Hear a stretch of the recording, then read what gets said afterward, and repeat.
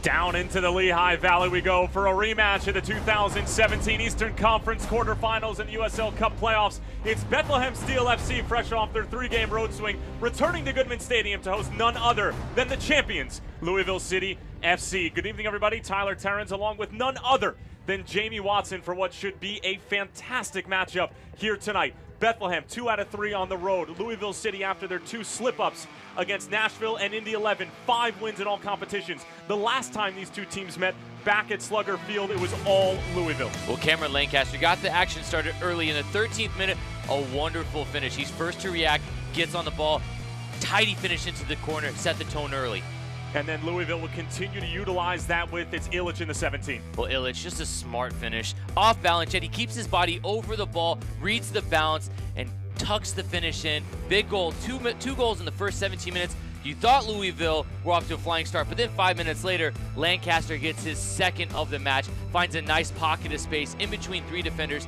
As this ball gets played in, you think he's well covered, but as the mark of any true good center forward, finds the ability to get a second goal. And then right before the stroke of halftime, Bethlehem have an interesting moment. Good strike here from Marcus Epps. It sneaks inside the far post.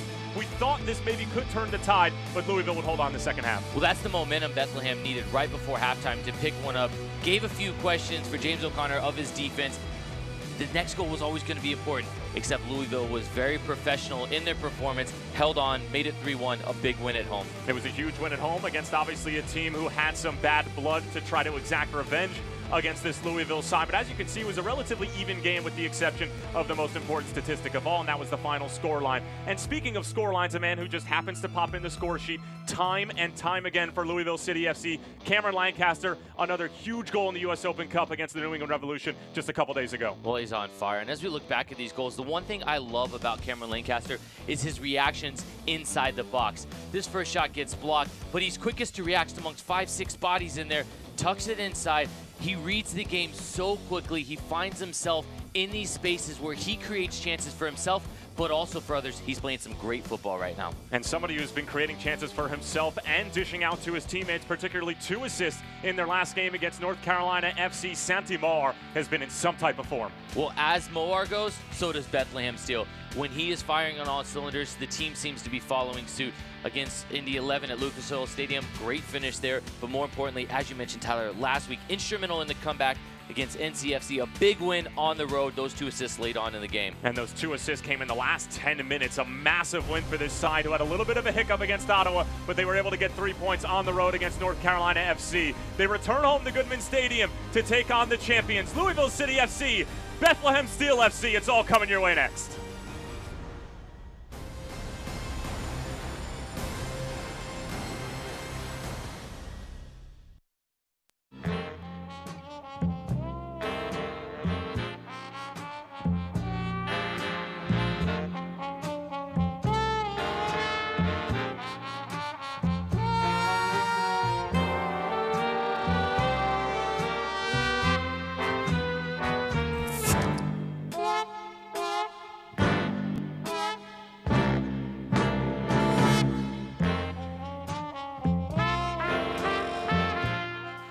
Service Electric is proud to announce the grand opening of our Customer Care Center, located at 1045 Hamilton Street in Allentown.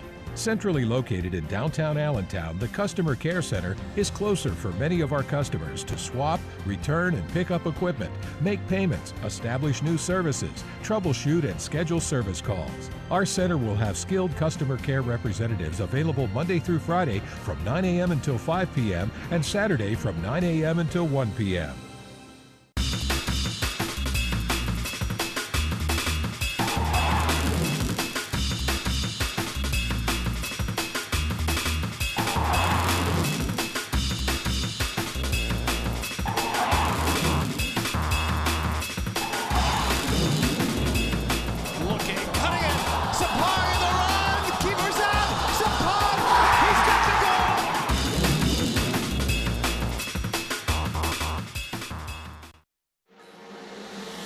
It can happen over time or in a snap.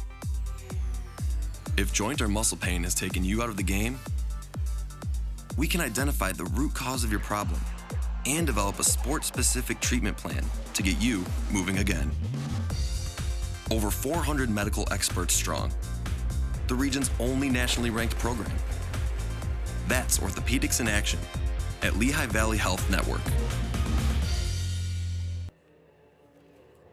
Almost ready for kickoff between Louisville City FC and Bethlehem Steel FC here at Goodman Stadium on the Lehigh University campus. Tyler Terrens along with the man, Jamie Watson, for a rematch of the 1-8 matchup in the Eastern Conference quarterfinals from the 2017 USL Cup playoffs. And we'll take a look at the starting lineups, beginning with James O'Connor and his starting 11, which is brought to you by the Lehigh Valley Health Network. And Jamie, business as usual for the champions. Well, of course, why change much? 5 wins in a row across all competitions. For me, it's the outside midfielders. The work rate of Jimenez and Kyle Smith are vital to this team's formation. They are the key components to this. When they are flying up and down the wings, that is very hard to defend against any team. And of course, Cameron Lancaster is going to be the number 9 point man up top, and he has just been in some type of goal scoring form, somebody who is going to be all over the Bethlehem Steel scouting report. And for Brendan Burke and his 11, obviously with the relationship that they have with the Philadelphia Union, it's going to look different every week, but still, I mean, there is just a boatload of young talent in this lineup. Absolutely. And in goal, John McCarthy, a goalkeeper that has shown so many consecutive solid performances year after year, whether he's in with the Union or he's with Bethlehem Steel. He's somebody that's trustworthy. He makes the saves that can win you points. He'll need to be big against this very potent attack from Louisville FC. Louisville City will be moving from left to right in their gold and white kits. Bethlehem in their navy blue, moving from right to left. And we are officially underway from Goodman Stadium. So glad that you can join us for what should be a scintillating 90 minutes. As we mentioned before during the pregame, last time that these two teams met, April 28th, 3-1 win back at Slugger Field. And this Bethlehem side certainly looks a little bit different, maybe tactically, also personnel-wise. Brandon Allen was still on the team. He's now with Nashville scoring goals and doing some pretty nice things with a side who's going to take on Louisville in the U.S. Open Cup in a couple weeks' time after both teams advance to the 5th round. And Bethlehem, Jamie, coming off of that very productive road trip. 2 out of 3 wins, a little bit of a slip-up against Ottawa, gave up that first-minute goal against the Canadian side, but they were able to bounce back with a really dramatic win at North Carolina FC. Santi Moar, 2 assists in the final 10 minutes on the way to a 2-1 win. Yeah, they left it for late, but a really, really good performance on the road. An important 3 points, not only in the standings to get them right above the playoff line, but then also, too, just confidence-wise. What a big performance that was. Lancaster was trying to bring it down after a bit of a miscue from the Bethlehem back line, and James Chambers, the captain, and the beating heart of this Bethlehem club, will just send it out of play and out of any further danger.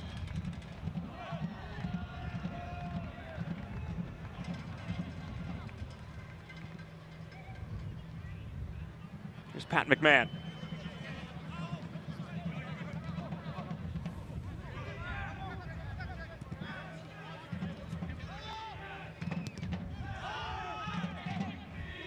Del Piccolo.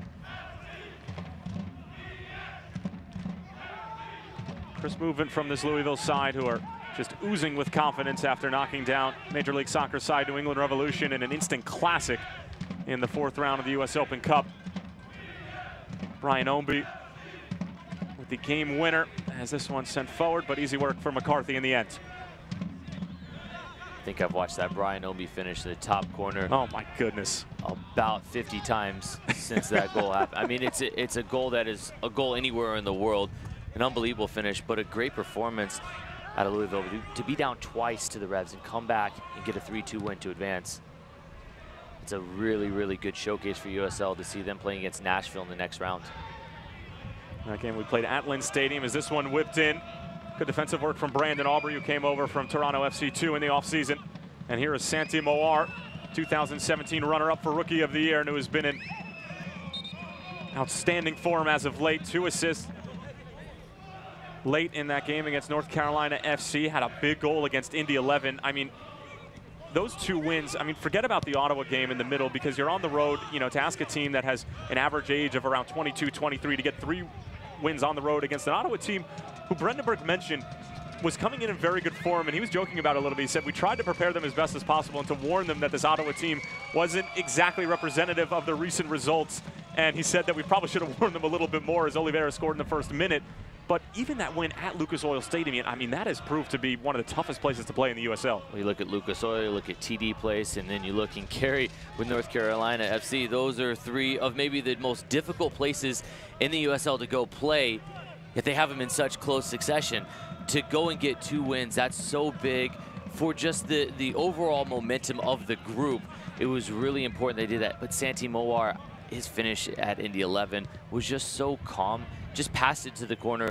That kind of composure is what really is why we talked about in the open of how the team goes is based off of how his performances normally go. So he'll be important here tonight. He needs to get on the ball early and often. Brought down by Speedy Williams. Del Piccolo gets just enough on it. Referee says play on. McCabe was trying to find Jimenez, who was making that run forward. And the referee getting a bit more involved than maybe he'd like and the Bethlehem Steel fans would like. Nanko.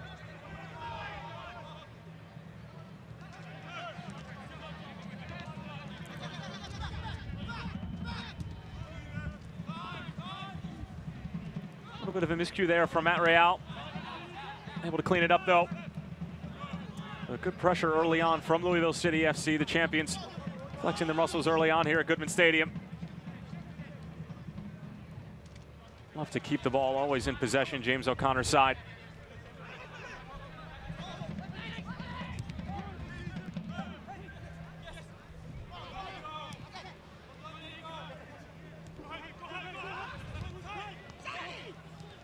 Mowar taking the space given to him.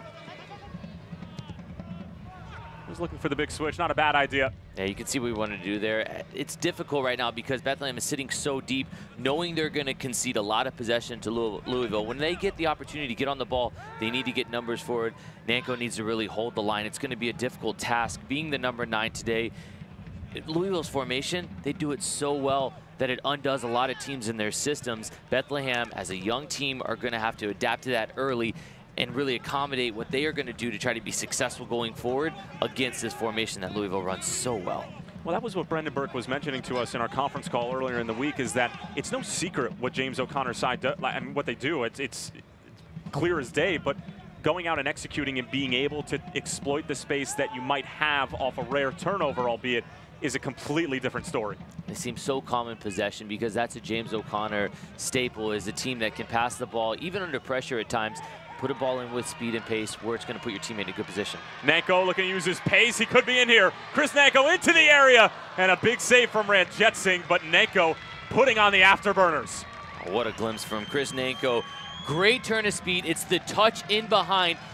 Paco Craig does a great job, though, at the very end. As Nanko, I mean, it's just great, right by Tosh. But watch this little bit of Paco Craig. Does enough to throw Nanko off balance, doesn't give away a penalty, does a great job of just throwing the balance off the last moment, and then Ranjetsingh comes out and makes a crucial save. That's much better from Bethlehem, though. Well, those are the moments that I think we're going to see. Might be few and far in between, but if Bethlehem are going to have their chances, it's going to be in the counter. It's going to be using that pace and trying to get past this 3-back system of James O'Connor, because there is space to be had, but finding it, exploiting it, as we mentioned, is going to be a more difficult task.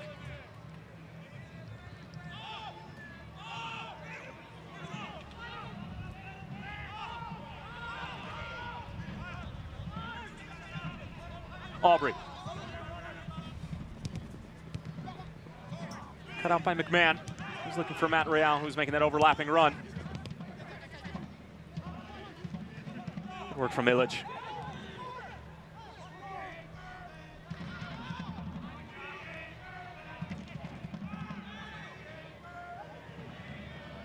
Through for Lancaster. On the left foot, looking for the ball in the back post. It's clever play from Lancaster, and Kyle Smith was a little bit late to the party, but great idea from the forward. On the backside, Kyle Smith needs to be able to read that quickest, because that ball stuck in behind Aubrey, and then for a moment, he lost it inside of the box. If Kyle Smith is 5 yards further up the field, that's a tap in at the back post. Love the composure of Cameron Lancaster, though, to make the decision to play that ball across instead of go 1v2 there. Try to set up your teammate. Kyle Smith just needs to be a little bit further up. That was a point of emphasis in our conversation with Brendan Burke as well, was trying to account for the likes of Kyle Smith, for Oscar Jimenez, because they do condense the middle of the field so much. He says that it almost looks like a 2-2-1 in behind Lancaster, and that there's so much attention drawn into the middle of the field that you forget about these world-class players in Jimenez and Kyle Smith, as this long-range effort is blocked in front. It'll fall for Smith. Let through, and it'll be Bethlehem claiming possession, albeit with some work to do.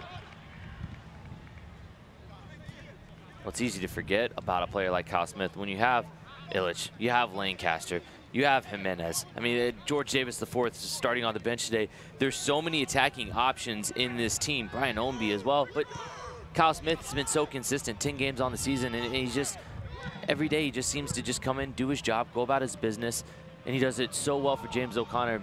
10 games played, 10 games started. Seems to be one of the first names on the team sheet every week. Here's Michi Galina getting one of his first touches of the evening. 18-year-old already with 2 goals after signing just a few weeks ago. Nanko.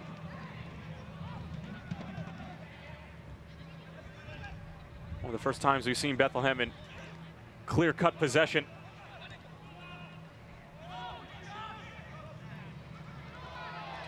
Lancaster thought he had won it.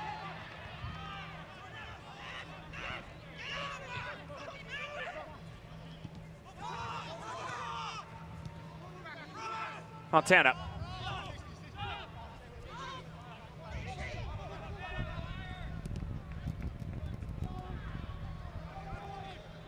Good idea.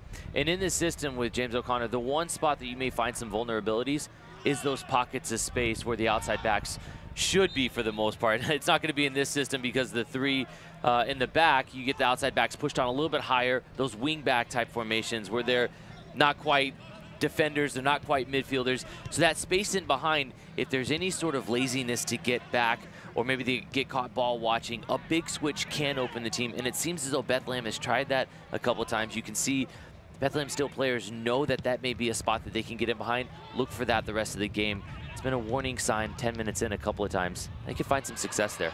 Galina ripped down from behind by Paco Craig. That's a foul and could possibly be an early booking, albeit one of his first fouls of the evening. And it's just a talking to from Lauren Varga. Much like we talked about, Paco Craig overcommits, and he pulls back Galina. Very fortunate to stay out of the referee's book. You may be wondering because it's maybe 11 minutes in, maybe it's the first foul of the game. For me, I think it should have been a booking. So Paco Craig knows he's on a warning now. If I'm Galina, I'm going at Paco Craig again, the first chance I get. But that's a great little turn. Good little skill from the youngster, 18 years old, showing his maturity much beyond his years with a cultured turn there. And Brendan Burke just gushes about the 18-year-old, saying it's just been incredible to watch. He has such a desire to take players on 1v1, and you rarely see that from somebody as young as he is, because it takes confidence, it takes experience to be able to recognize those situations when you can go at defenders 1v1. And we sometimes see players who maybe get themselves caught in difficult positions, like right here, as Louisville with an opportunity. Lancaster shot takes a deflection, and it's off the crossbar. Excuse me, that was not Lancaster. But either way, it'll be a corner kick coming up for Louisville. It's actually Niall McCabe on the shot. John McCarthy rooted to the spot as McCabe on the fortunate takes the deflection. That ball can go anywhere. John McCarthy left stranded watching. A big opportunity there. Louisville with the corner kick now. See if they can make something of it. Will be an in-swinger. McCarthy with some work to do. Oh, it's a good ball in.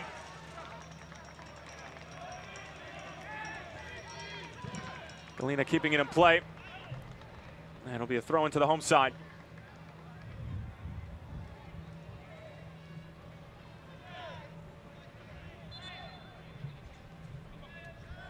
We saw in the open a big start last time these teams played for Louisville, and ultimately it was the undoing for Bethlehem Steel. They weren't able to come back, but that was another indication of just how quickly Louisville can turn a turnover into an offensive chance.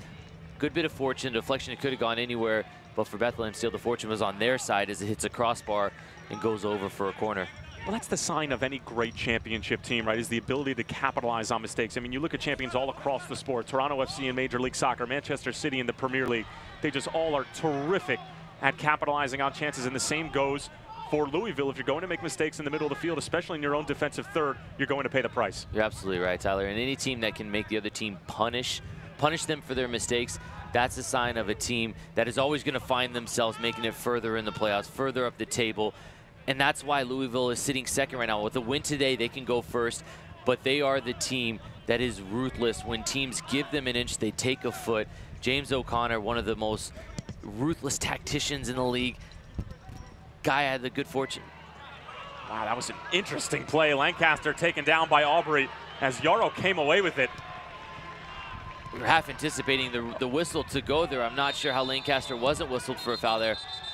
A little bit of frustration from the Bethlehem Steel as Fontana kicks the ball away, and he'll get a talking to for this, but Lancaster again pressuring so much that he just causes a turnover inside the box.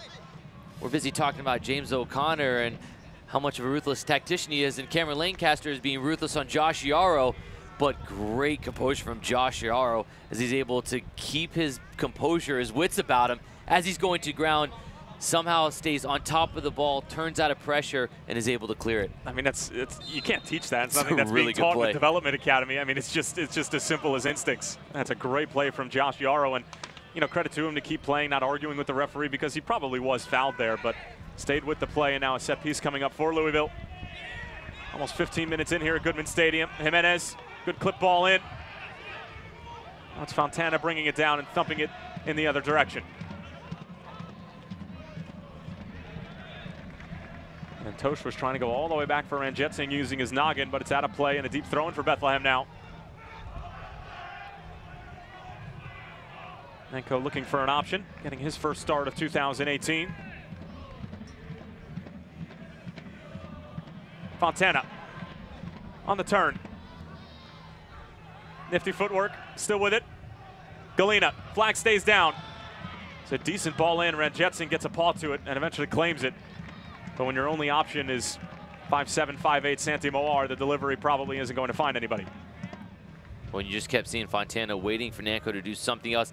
If Nanko's the number 9 and he finds himself out on the touchline serving balls in, and Moar is your only option, that certainly can't be the game plan that Brandon Burke wanted to put in. Obviously, Brandon Burke knows how you're going to break down Louisville FC, but that's not it. Not having your center forward whipping crosses in. Nasty collision here in the middle of midfield.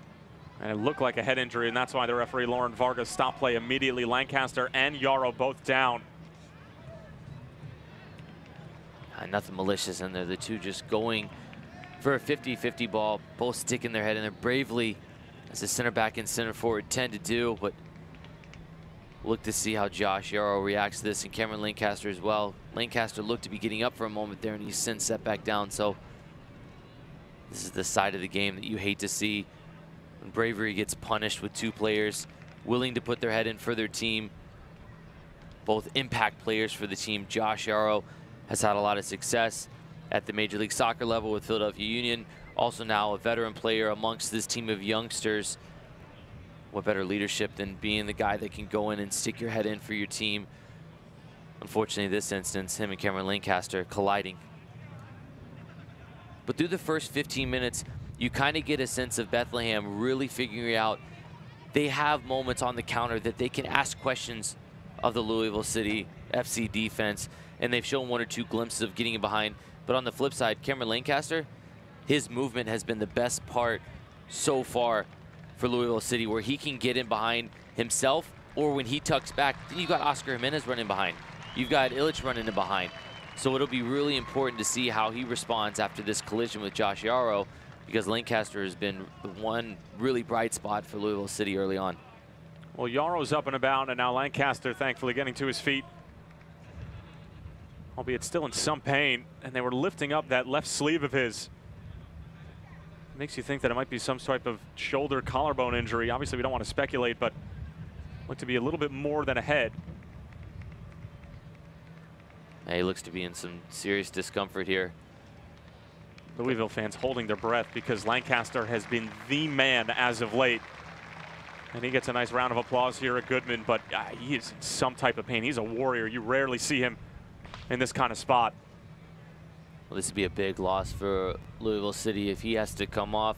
Looking at the bench, few good options for head coach James O'Connor, Brian Ownby, George Davis IV, but also too, with Illich out there, you're able to put him in a number 9 position, and you can bring Ownby on. You could bring on George Davis to play any one of the 3 positions in behind Illich. So there may have to be some tinkering here if Lancaster can't continue, but what a plethora of options. For a team that doesn't have in numbers the quantity of players, the quality of players for Louisville City is one of the best in the league. And it looks like it's going to be a substitution for Brendan Burke. Indeed it is. Yarrow coming off, Benjamin Ofemu coming on. Bethlehem Steel FC player substitution brought to you by the Lehigh Valley Health Network, excuse me. And Benjamin Ofemu, who had the equalizer against NCFC, comes onto the scene here in the 19th minute. And you hate to see that from either team. And it looks like player getting ready for Louisville City FC to come on as well.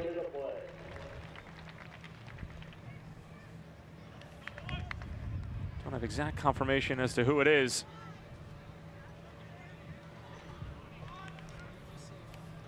Well, Rasmussen will come in, and of course, as I say, Ownby and Davis are 2 good options. Isaac, James O'Connor zags and brings on Rasmussen, but 9 games played on the season so far for Magnus Rasmussen, a player that's been vital to Louisville City's FC. Their success over the past few years, again, speaks even more volumes to the depth that they have. Several good options coming off the bench. But Tyler, as you said, you hate to see 2 players going in for a 50-50 ball and both players leaving the game so early on. We hope that both players are okay and nothing more comes of it. And especially with the workload that's coming up for Louisville City FC, sort of a catch-22. Playing in the U.S. Open Cup, that means you're going to have some midweek games and have some rotation involved. Jimenez, McCabe, shot blocked in front. Big play there from James Chambers, not allowing it to get to his keeper. Speedy Williams, Rasmussen getting his first touch.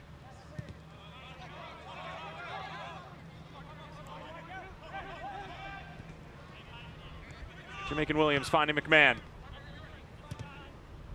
Cut out by Real.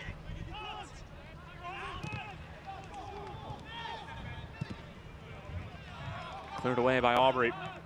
And normally in a situation like this with having Ownby or George Davis IV on the bench and having a striker like Lancaster go down, you would probably think that Ownby was coming on, but I have a feeling that for James O'Connor, especially having played that midweek U.S. Open Cup game, the plan was maybe 10, 15, 20 minutes for Ownby, but in this type of situation where he's going to be basically guaranteed 80, Rasmussen's the best option here. Certainly, and James O'Connor, one of the most meticulous managers in all of the United States, let alone the USL. He obviously has his game plan. He had a mindset of which players he wanted to get certain minutes. Brian Ownby, a great contribution the other night in the Open Cup, but he opts for Rasmussen.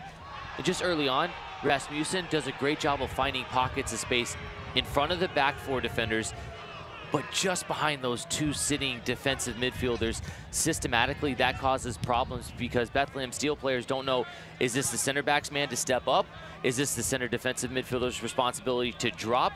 Rasmussen, knowing the system so well, he is a logical choice to make the sub and come in and systematically cause a problem for this young Bethlehem Steel team. Here is Rasmussen. Jimenez on the first time, didn't get nearly enough on it. Galena finding Nenko. Great challenge from James Chambers, and another one. And there was a foul called. Lauren Varga stopping play. It'll be interesting to see whether that's a foul on Chambers. It looks like it's going to be, but look for all in the world, at least in real time, that there was a clean challenge. It's a wonderful first challenge from Chambers, a crunching tackle where he gets all of the ball. And I think the question on the second one, as we see the build-up again, a little bit of a turnover coming. Paco Craig does a wonderful job, but it's the pass here, square ball that gets picked out. Chambers with a well-timed challenge. It's the second one. I wonder if that left foot, it's a little bit late, and I think that's where the frustration comes. But I love the decision of Lauren Varg here. Excuse me, Tyler, as that ball gets played in, that's well collected there by John McCarthy, but he opts not to give a yellow card in that situation, and I think that's the right decision. Well, McCarthy's down after the play. He took a little bit of a nick once the ball was already in his possession, and as you can see, he is hot with the referee, Lauren Varga, because it did come after the fact that he had collected it, and the referee's job is trying to protect the keeper, and just a little bit of a shot there, and maybe McCarthy making the most out of it and trying to get Lauren Varga's attention on the next one, but I think that's more of it than anything else, Tyler. As you mentioned, it's goalkeepers don't like to get challenged in those. They like to dish out the punishment, not take it. And as Tosh was coming in, he wanted Tosh to duck out of the way, and he didn't. But we were talking about the kick at Chambers, and then we talk about Tosh running in. Physical contest early on. We've already seen Yarrow and Lancaster both go off after a challenge. Two teams in the Eastern Conference, very physical, wanting to assert themselves early on. It's been a good pace to the game starting off in the first 24 minutes. Ofemu puts in the challenge, slowing down the Louisville counterattack.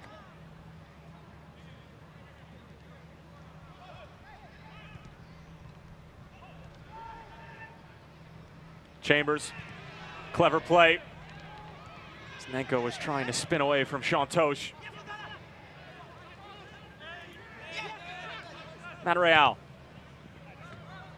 dumping it into the channel. Header won by Pat McMahon.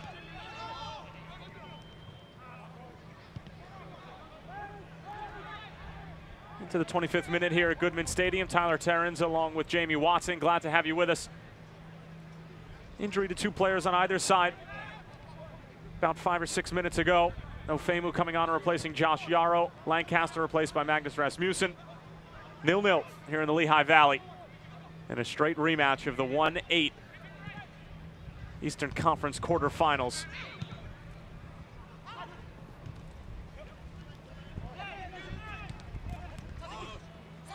Santi Moar. Put up by Rasmussen. Just Louisville's ability to play out of pressure on blatant display there. So good. It looks so simple, but when you train on playing under pressure, you're able to get out of tight spaces. And Rent Jetsing having to come off of his line after a miscue from the Louisville back line. The curse of the commentator. They make the difficult seem simple and the simple seem difficult. Talked about how well they get out of pressure there, but then the pressure, Bethlehem Steel causing problems there for Louisville City.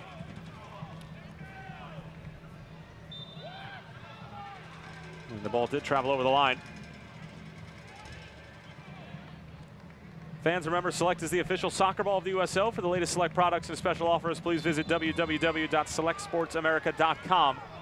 Receive free shipping on orders over $50.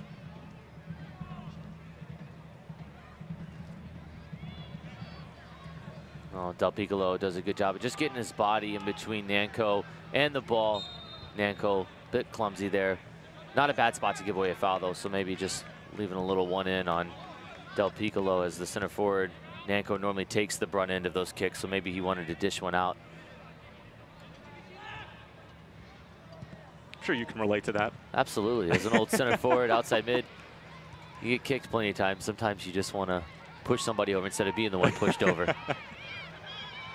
Ball over the top. Nanko will be able to get there. Nanko has Moar with him. Over for Santi Moar. Blocked in front. Still loose. And Pat McMahon sacrificing the body. It came at a price. And Santi Moar can't believe it. It remains 0-0. Wonderful opportunity for Bethlehem Steel.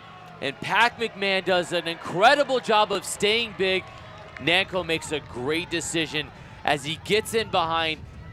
He does a great job of looking up and realizing it's a tight angle for him. Moar's in a better option. And Pat McMahon does a great job of helping Ranjit Singh. The question will be, was there a handball? And referee Lauren Varga decided Pat McMahon's hands are inside of his body. He made the motion as the Bethlehem Steel player's arms all went up at the end that his hands were tucked inside. So if it does deflect off, his hands are in a natural position. There is no handball in the box. There is no red card because he is on the goal line stopping a goal there. It's a very big decision, but also a very big play of McMahon to tuck back in, be on the line to help his goalkeeper out. Huge opportunity for Bethlehem Steel goes begging. Well, the hydration break will allow Jamie to catch a breath as well as Pat McMahon as he is going to try to shake off that shot. But I mean, if you're Brendan Burke, we'll get a moment to, analyze the game so far about halfway through this first half. I mean, you have to be extremely happy with the way that this game is going. You knew you weren't going to have the majority of the possession, but I don't think it's a surprise to anybody that Bethlehem has created the better opportunities just because they've had more space on the counterattack. Certainly, they have a game plan, and Brendan Burke's men have seemed to implement that to the best of what you could expect against Louisville City FC. I mean, it's been so good to see Nanko and Galena really exploit the spaces that have been given to him. But on the other hand, James O'Connor's teams, we talked about in the open, Oscar Jimenez and Kyle Smith have to be able to get up and down the line. Well, they seem to be getting forward, but defensively, it hasn't been good enough to get back and to help Paco Craig on one side, to help McMahon on the other side. I imagine, knowing James Conner the way I do, a former teammate of his, he concentrates on the defensive side of the ball first before you get forward. The going forward, getting opportunities, getting goals, that's all the lovely side. That's the easy part to do. But the hard part of the game is to track back 40 yards and stop the speedster, Galena, or Nanko getting in behind. And that's not what Louisville City is doing right now. Well, almost ready to resume play here at Goodman Stadium. Bethlehem certainly with the better chances in this one so far, as you got to look at a great crowd on hand here at Lehigh University. And this is part of the Lehigh Valley Health Network title game. Number of youngsters encouraged to come out to the game here. And they've certainly seen a great display of counterattacking football from Bethlehem. And at times, Louisville has been very sound in possession, but then there have been other times where you just saw from Sean Tosh, he's made a couple of mistakes that are very uncharacteristic of him early on, misjudging the flight of balls, trying to go backwards to Ranjitsingh, not getting it right, and it's resulted in very real scoring opportunities. Chambers will let fly. It's not going to go anywhere near the frame, but I mean, he's somebody you got to be worried about from 25 yards out. Well, certainly he's got the confidence to take this shot there. That one, he gets it all wrong. But to go back to your point, Tyler, about Sean Tosh, if he's going to anchor the three-man back line, you can only play three in the back if your team has the confidence and the ability to keep possession. And if you are going to be there, there's a lot of times you're going to find yourself one-on-one. Nanko early on beat Tosh for speed easily and got in behind if it weren't for a big save. So Tosh right now, if he's going to anchor that back line, he's got to shore things up, stop giving away mistakes and getting isolated one-on-one. That's not good for Louisville City FC. Fontana with a good challenge. And more pressure from Bethlehem, rattling the middle of the park for Louisville City FC. Moar. Let's go Steel is the chant here from Goodman Stadium. Very happy to return home to Goodman after that 3-game road swing. Games at TD, Cary, and Lucas Oil Stadium. And Brendan Burke making it very clear that they wanted to make Goodman a fortress coming into the 2018 season, with the exception of the Nashville game, which had a couple of controversial calls in it. They haven't lost yet at home here. The Nashville game seeing Brandon Aubrey sent off in the early stages and really put Bethlehem behind the 8-ball, but they've done a great job of making sure that there's always points to be had in the Lehigh Valley.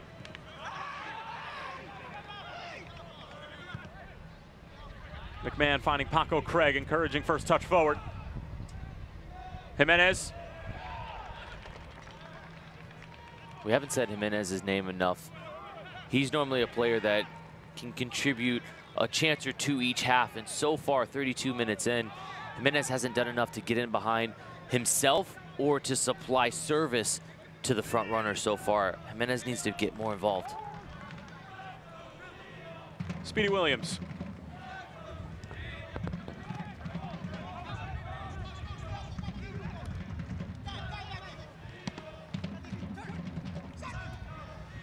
Moar. Chambers. Little dink ball over the top. Nanko running onto it. Sean Tosh with some work to do. Moar, great first touch to bring it down. Fontana forced in negative fashion. Mahoney. Long for Galena. And that's a bone-crunching tackle from Paco Craig. No regard for human life, and Michi Galena's down. And all ball when he goes into the challenge. Paco Craig gets stuck in against the youngster. Well timed. The follow through lands on top of Galina's foot, so you can see why he's in a bit of pain. But as Craig slows down to time the challenge, he goes in with authority, crunching tackle, wins the ball, and it actually bounces off Galina. So Louisville City will retain possession off the throw. Well-timed challenge by Paco Craig. Galina slow to get up. And those aren't just challenges that are going to win possession back or stop a play. I mean, that's letting the attacker know that if you're getting into this area of the field, getting by me is not going to be an easy task. Puts in the back of your mind where, do you go one-on-one with this guy who's already laid me out once? He's got about a good 6 inches, 7 inches on Galina as well, so intimidating for sure. But that can also do a lot for the team, because that right there gets a lot of momentum on your side. To see your teammate committed enough, throw himself into a challenge, you can only help to think, why? I can't have any excuses of not going in and doing something similar, going in and committing myself to the team, putting my body on the line. You already saw Lancaster and Yarrow do that earlier.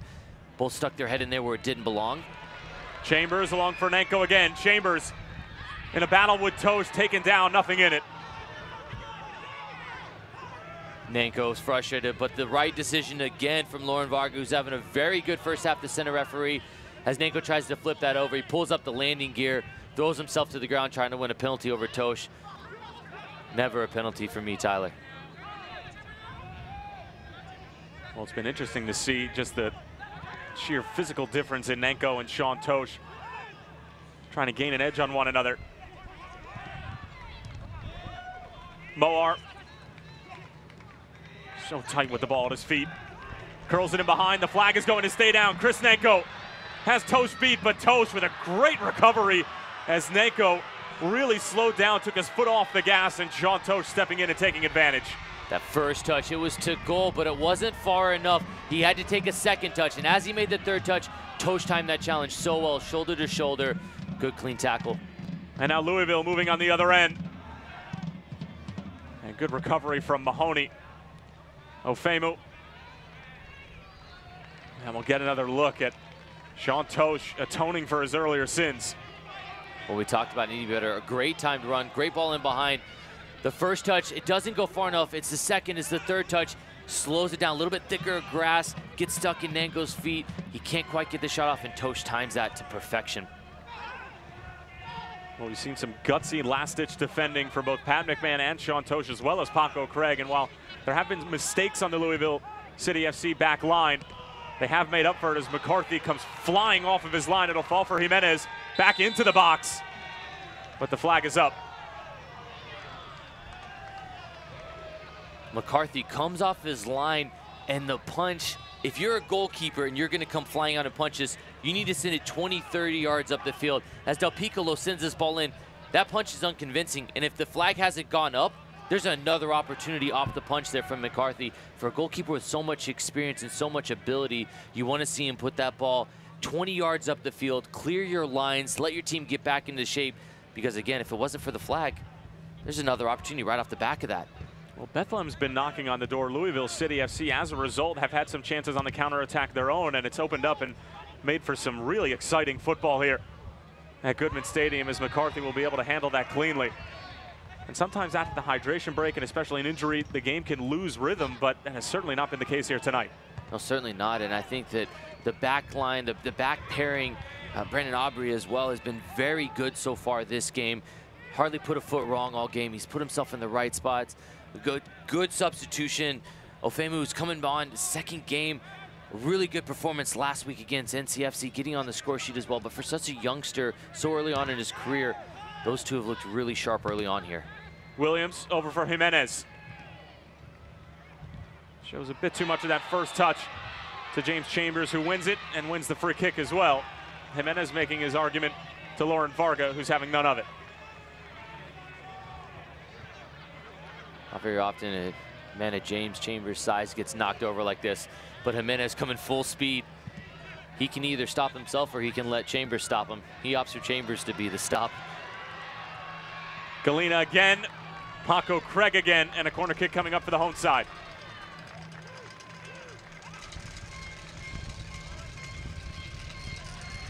Maybe a set piece can break the deadlock here at Lehigh University. Anthony Fontana trotting over to go take the free kick. Possession right now in favor of Louisville. 66% share of the ball at the moment. Fontana.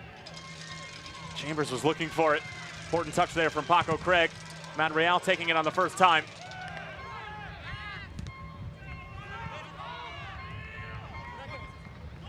It's going to stay in play, at least for the moment.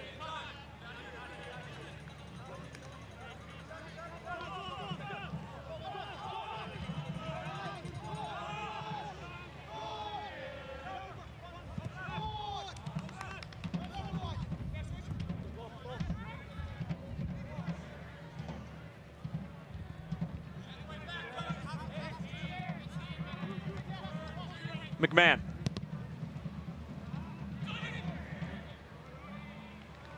Not the right decision there. The way Louisville City FC like to play, they like to keep possession. Very rarely do you see the home run pass that will go over the midfield four and the back four. That's not how this team likes to break down players. That's not what they work on the training ground Monday through Friday. They like to get in those spaces, get in the pockets of play, get players turned around facing goal, running at defenders. McMahon just opts the wrong decision there, turns possession over. Nenko, clever little ball out wide. Numbers in the box for Bethlehem. Moar can't get there, and Jetson can. And Louisville will push up and out.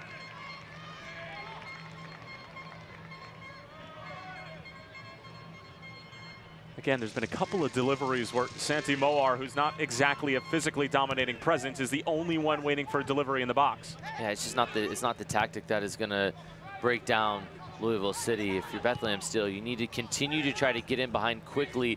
Use the pace of Galena and Nanko. Kyle Smith. Illich. Back out for Smith. First time delivery blocked by the bright orange cleats of Matt Real, but it'll stay with Louisville. Better job of finding the 2-on-1. Illich and Smith does a great job, gets the ball out wide for a delivery from Smith that gets blocked out.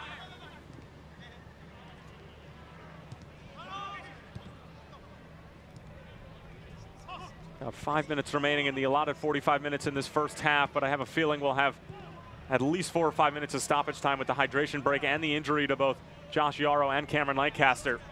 So plenty of time for a go-ahead goal to be had here.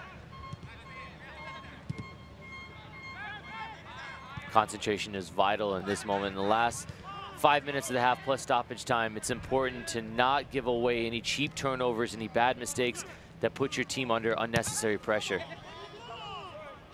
And right on cue, Jamie. An unnecessary turnover that puts your team under pressure, giving away possession. Tyler, you called it, right? The curse of the commentator is it the curse of the commentator today. Or is it just the curse of Jamie right now? Because it hasn't happened to me yet.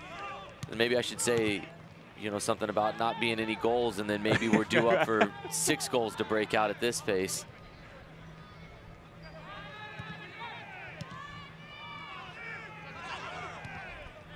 Moore finding Chambers. Captain again. Great ball out wide for Galena, but Paco Craig not having any of the youngsters' tricks. Quick throw in from Bethlehem. Chris Nenko, former Syracuse man, looking to take on Del Piccolo.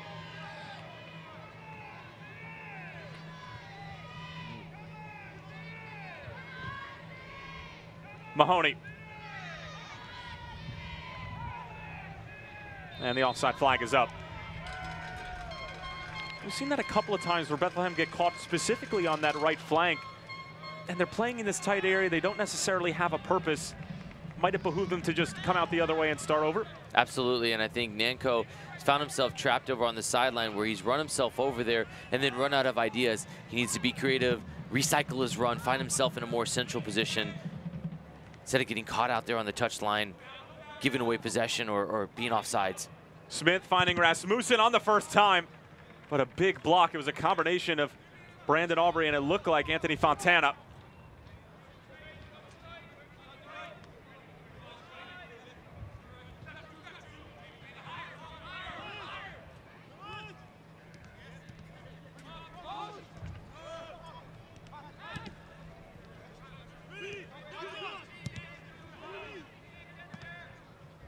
Smith. Rasmussen. Early delivery. Nanko. The step on Jimenez. This is how Nanko loves to operate, in space, using his pace.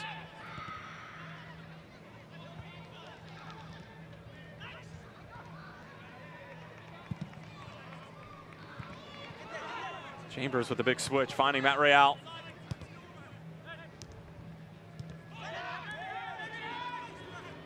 Slew of passes connected by Bethlehem. Fontana might end up as a self-pass, but Kyle Smith getting there first and Ranjitsingh. Maybe the best bit of possession so far for Bethlehem Steel. Side to side, ball played in, ball set back, go to the other side. Really asking questions Louisville City on that possession. Chambers bringing down seconds. Nanko, maybe not as strong on the ball as he'd like to be there. Dispossessed by Paco Craig again, who's played an outstanding game thus far, but what else is new from Paco Craig along that back line for Louisville?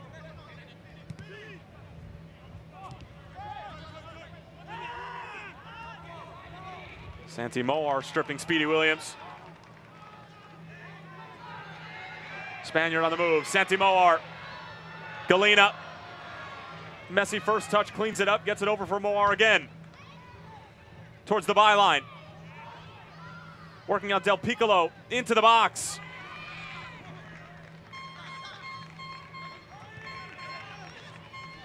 And Louisville come away unscathed.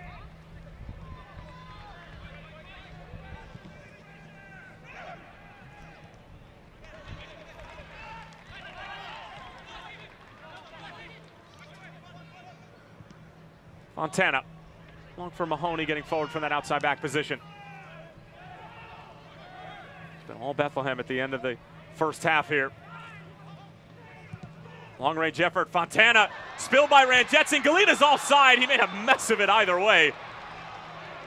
Ranjitsingh offering apologies to his teammates. A rare error from Ranjitsingh here. It's a great strike from Fontana. Boy, Galena will be very happy to find out the offside flag was up, because as he sends this up into the next county, be very pleased to know that it wouldn't have counted if it would have gone in. But a rare error, but that just goes to show as a center forward or an outside mid why you always follow up, because most people would never assume Greg Ranjitsingh would give up that kind of a rebound, but there he does. And it just kind of shows the dominance in the last 5 to 7 minutes that Bethlehem Steel have had to create that opportunity. Louisville City dodges a bullet there thanks to the offside flag going up.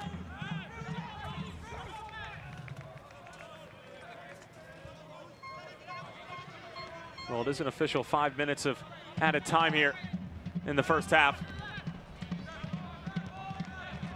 Tosh along for Craig. Louisville really opening up on this particular possession. McMahon. Looking for that penetrating entry ball. Now lofting over for Jimenez. Read by Mahoney.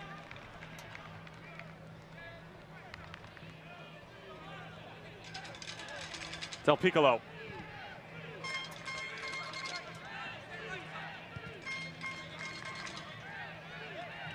Paco Craig. Good ball in. Easy work for McCarthy.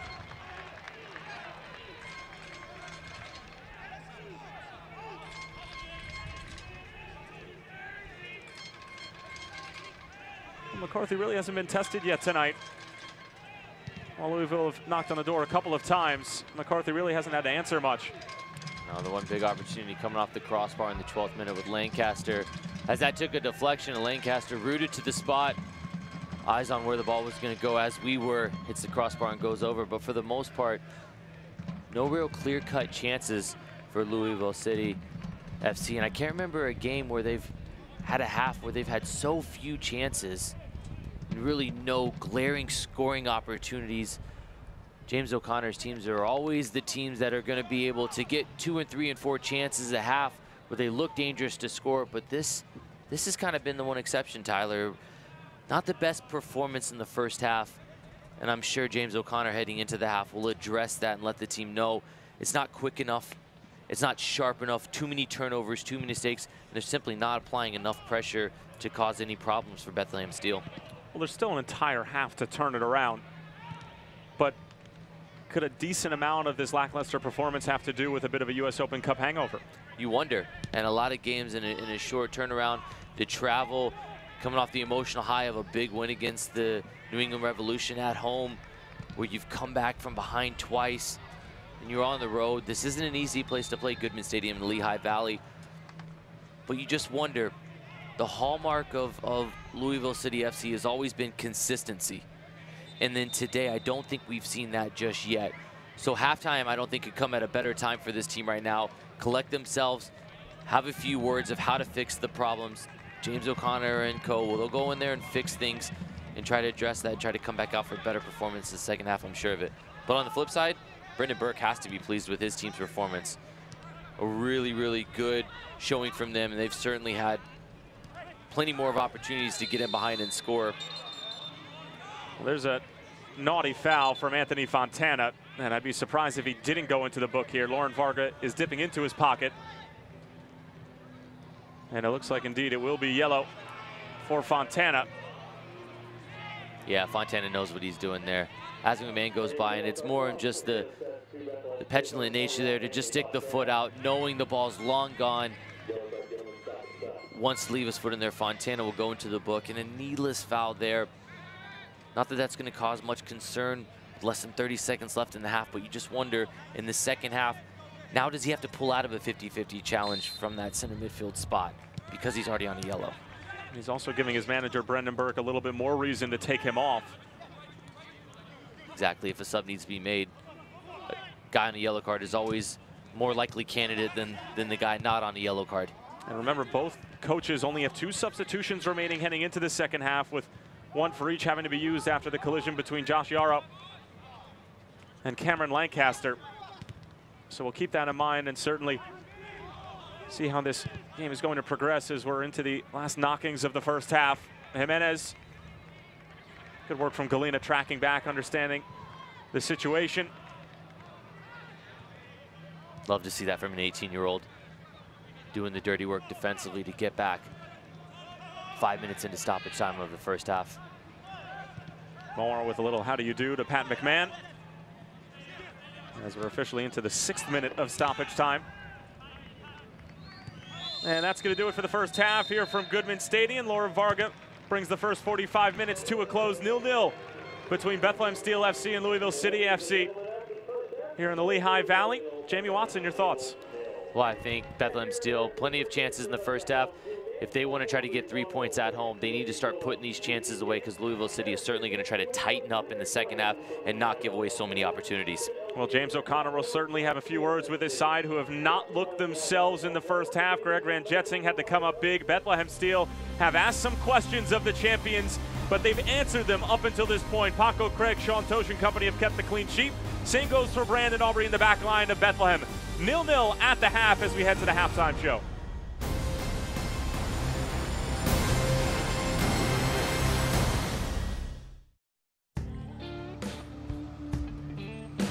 The heat will wear you out real quick. And we've been through some hot ones. It's very physical. You gotta take care of your body and stay hydrated, because every moment matters. That's why I drink Advocare Hydrate. I've got a job to do.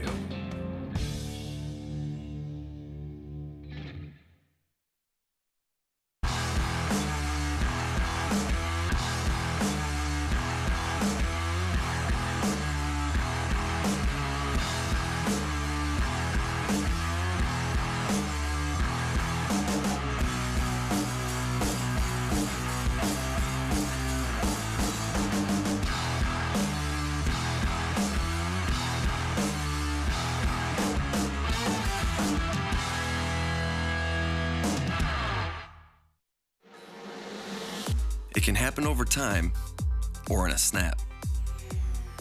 If joint or muscle pain has taken you out of the game, we can identify the root cause of your problem and develop a sport-specific treatment plan to get you moving again. Over 400 medical experts strong, the region's only nationally ranked program. That's Orthopedics in Action at Lehigh Valley Health Network. Hey Union fans, Dunkin' Donuts has the perfect assist for DD Perks members this season. Score medium hot or iced coffee for $1 the day of every Union home game when you use on-the-go mobile ordering in the Dunkin' app. Order ahead, skip the wait in store, and go! Enroll in DD Perks today and order your next Dunkin' run on the go. Dunkin' Donuts, the official coffee of the Philadelphia Union. The Union runs on Dunkin'. Fans enjoying halftime here at Goodman Stadium as the home side Bethlehem Steel FC have been able to keep a clean sheet for the first 45 minutes. Same goes for Louisville City FC as we are at a scoreless draw at the big intermission. And for Bethlehem, they had a 3-game road swing. They came away with 2 out of 3 wins. They get to come home and face the champions. And as a reward, you get to go midweek against FC Cincinnati, Manu Ledesma and company, as that is going to be a very tough matchup against a side who has been in great form as of late. And they've done a couple of things like that this season. And coming off of a heartbreaking loss in the U.S. Open Cup to Minnesota United FC. After all of that luck in the U.S. Open Cup a year ago, they just could not find the back of the net in the penalty kick shootout. No, they couldn't. And it was a hard-fought match. 120 minutes on the legs. A difficult turnaround playing NCFC tonight. A big week for FC Cincinnati. See how they respond off that Open Cup loss. Well, Bethlehem have 45 minutes of work to do here at Goodman Stadium, but their next treat is at Nippert Stadium, which is just a terrific opportunity for Brendan Burke's troops. We're going to step aside for another few moments, and we'll head to a little bit of content from none other than the United Soccer League.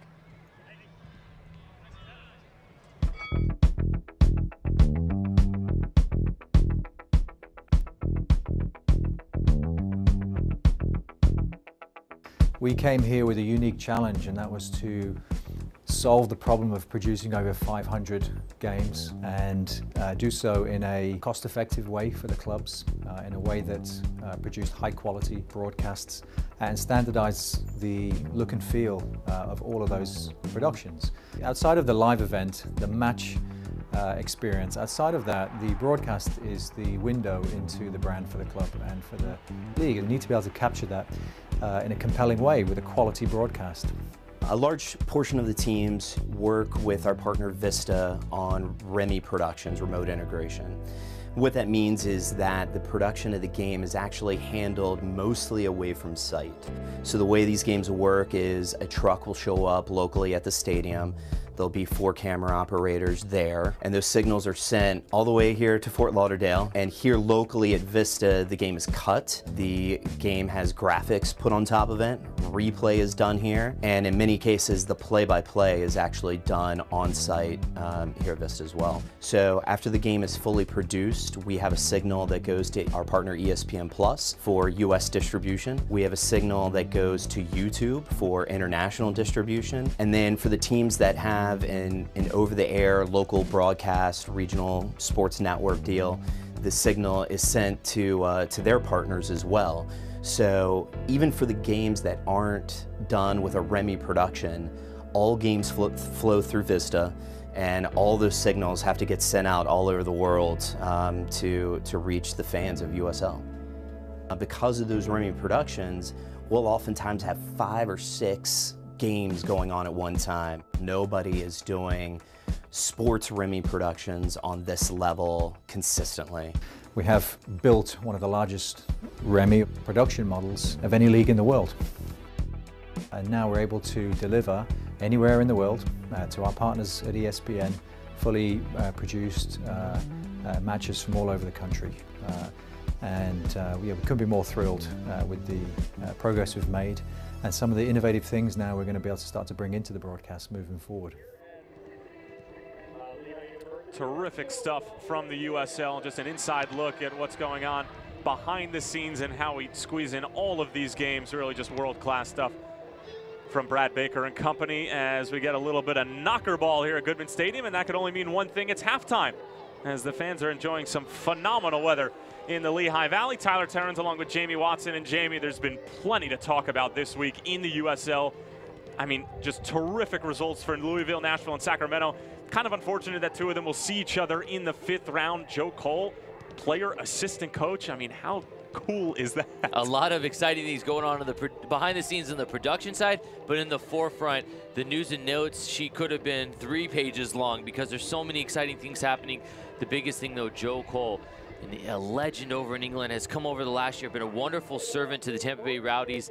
Now he will be joining as a player assistant as well. Of course, you see the continued expansion. USL heading to New Mexico, the 5th new club set to take place in 2019. Just goes that this league is going from strength to strength. More and more cities, more and more communities want to be a part of this. A big week for USL, much like we keep saying each and every week, Tyler. Well, if we were going to have a hard knocks in the USL, I think the Tampa Bay Rowdies might be probably one of the more interesting teams with Neil Collins, who was the center back, now the coach, Joe Cole, now an assistant player coach. Just unbelievable stuff all around. Team of the week in the United Soccer League from a week ago, Brandon Allen, who of course was with the Bethlehem Steel. He's really enjoying his time over in Nashville. Solomon Asante continues to impress with Phoenix Rising FC. And of course, Santi Moar, 2 huge assists. Fantastic road swing with the Bethlehem Steel. He's featured out on the wing. A lot of talent in this lineup. It was a tough week to pick a team of the week because there were so many good games. You didn't even mention Jamal Johnson with an absolute screamer from 35 yards out for Fresno. Tons of talent in the USL. The level is just continuing to rise each and every week, and you're seeing standout players. It's getting harder and harder to pick player of the weeks because you got guys like Zubac a couple weeks ago scoring several goals, scoring hat tricks in 8-9 minutes. I mean, it's just incredible. Moar making the team of the week as well. You've seen his impact early on in the first half. Very fitting to see him on the team of the week after 2 assists last week. And the Tula Guerra and the Charleston Battery. I mean, it seems like they haven't lost a game in centuries. We'll take a look at the midweek schedule for the United Soccer League. You know, big sort of regional rivalry between Penn FC and the Richmond Kickers. Atlanta United 2 playing host to a Charlotte Independent side who has been red hot as of late. This is about right around the same time in 2017 when they went on the ridiculous run to try to position themselves for a good playoff spot. NCFC hosting Ottawa Fury. FC Cincinnati Bethlehem. What do you got circled? Oh man, looking at all those games, I've got to try to figure out a way on Wednesday night to have 3 screens of games going up because there's a lot of action. Miss something. and you still feel like you're leaving it out. You have to figure out a way to watch, you know, all these games at once. But I think the FC Cincinnati Bethlehem Steel, we showed the package earlier. I think FC Cincinnati right now has one of the most exciting rosters in all of United Soccer League. It'll be interesting to see. And if Bethlehem Steel continues to play like they are tonight in that game on Wednesday, I think they can give FC Cincinnati a run for their money. Well, they just seem to be a side that embraces the opportunity on the road to play in front of these big crowds. They'll get another chance, but they have a chance at home to get possibly 3 points against the champions. We'll find out in the second half when we come back.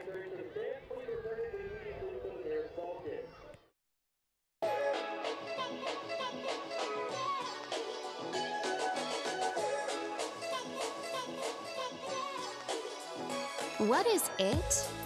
It's the vibe of life well lived. And it's happening right now in St. Pete Clearwater. 35 miles of white sand bliss and world-class culture leads you to your best day ever. Plan your getaway at visitstpeteclearwater.com. Know what our family would do without TiVo. It doesn't matter if a show is live, on demand, or even streaming from Netflix. No more juggling remotes, switching inputs, or guessing who has the show or movie we want to watch because it's all on one box. TiVo has great apps like Plex, which lets us stream home videos and music from our computers and phones. And with kid-friendly apps like Toon Goggles, I feel safe giving the kids a little TV freedom. And I can enjoy mine too.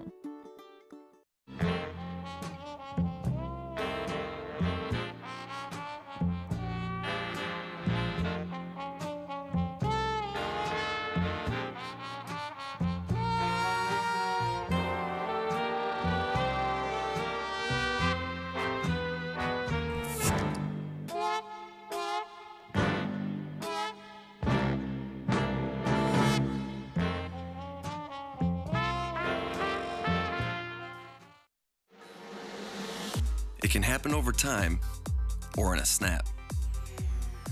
If joint or muscle pain has taken you out of the game, we can identify the root cause of your problem and develop a sport-specific treatment plan to get you moving again. Over 400 medical experts strong, the region's only nationally ranked program. That's Orthopedics in Action at Lehigh Valley Health Network. No goals to be had here in the Lehigh Valley in the first 45 minutes, but we're hoping, praying, pleading that there will be some goals in the second 45 minutes because nobody loves goals or scoring goals more than Jamie Watson. Tyler Terrence alongside. We'll take a look at some of the highlights from the first half. There weren't a ton, but there certainly were some, and most of them were going to be in favor of Bethlehem. They were able to find the space in behind. Well, I love scoring goals, but some of this finishing is reminiscent of how I actually almost tried to score goals. You got in great spots, like you see Nanko here using his pace, getting in behind Papako Craig. Combination of Craig and Ranjetsky throws him off the last minute, a big save. Bethlehem Steel, though, again, they seem to just find themselves getting on the end of opportunities. Crosses haven't really been where they found their success. They've tried it a couple of times, but Ranjetsky has come out. He's been big. He's made the saves when he's needed to. Bethlehem Steel, though, they found themselves getting in behind with their speed. Santi Moro with a big opportunity here, but Pat McMahon takes one to the midsection. He's able to be brave, stand tall on the goal line, at the top of the six, but certainly saves the goal. Santi Moar from the Team of the Week with a great opportunity. Doesn't apply the finish. John McCarthy there coming out making the save. This play was offside on Oscar Jimenez. But again, Bethlehem Steel finding themselves getting opportunities. Galena sends this one into the next county over. Again, offsides as well. But still, Bethlehem Steel getting the better opportunities. Bit rare to see that from Louisville City FC, giving away so many chances to the opposition. Well, how often will you see this? Louisville City FC, not a single shot to be had on frame. McCarthy has not been tested once. A couple weeks ago, on the flip side, at Nippert, Louisville City did a number on FC Cincinnati. Now here they are, possibly a U.S. Open Cup hangover. That's something that James O'Connor, you know more than most, is not going to sit well with. Well, no, certainly not, and I can only imagine being a fly on the wall in the locker room. He'll be happy to see the 67% possession, but he's going to be really upset that none of the shots are really applying any sort of pressure, apart from one deflection from Cameron Lancaster in the 12th minute that deflected off the crossbar. This just hasn't been good enough to the standard that Louisville City FC set for themselves. So with that said, I think the changes will be certainly applying more pressure, higher up the field, cutting out the mistakes. And if you're Bethlehem Steel, if you're Brendan Burke, you keep saying, we're making Louisville City, we're forcing them to make these mistakes because we're making them play quicker than they want to. Continue the pressure. Nanko, Galena, keep doing what you're doing with your speed, get your opportunities, and then, boys, when you get a chance, finish. The champions, the defending champions, are not going to continue to give away this many opportunities. You have to make the most of them when they give them. Well, human nature says that Louisville City FC is going to have a response in the second half. On the other side for Bethlehem, they're trying to get a huge 3 points that could catapult them right into the thick of things in the Eastern Conference. We're well past the grace period of the United Soccer League. We are officially in the dog days of the summer. And what better way to start it off than for Bethlehem to get 3 points against the team that ended their season in 2017. Tyler Terrence along with none other than Jamie Watson, and we are officially underway in the second half. Glad to have you with us. Goodman Stadium is the venue. Bethlehem Steel and Louisville City FC to duke it out for the remaining 45 minutes for 3 points or perhaps a point apiece. We'll just have to wait and see. Bethlehem right now sitting on 17 points. 3 points will get them 20 and put them on level terms with Charlotte and Charleston. It's another big challenge out wide, and we're having a conversation with a couple of people in the building, Jamie, that this is very much a man's game right now. I mean, there have been bone-crunching tackles being thrown in left and right, and we certainly expected that from the champions. For Bethlehem, how do you sort of respond with that physical nature? Well, I think the games have played in a good spirit. Decent opportunity here. Driving towards the byline was Fontana, and then cleared up into the elevator shaft by Louisville, back in by Matt Real. But Ranjetsky will claim it. And played in a good spirit in the sense of these tackles are not malicious, not dirty. You've only really seen one time when James Chambers jumped up quickly after being on the receiving end of a tackle, or the giving end of a tackle, where they were upset. I think it was Del Piccolo who was upset about the height of the challenge that came in mid-shin. But I think other than that, most of the tackles have been well-timed. It's just been a good, clean, hard-fought game so far. Good step from Matt Real. Pat McMahon cleaning up seconds.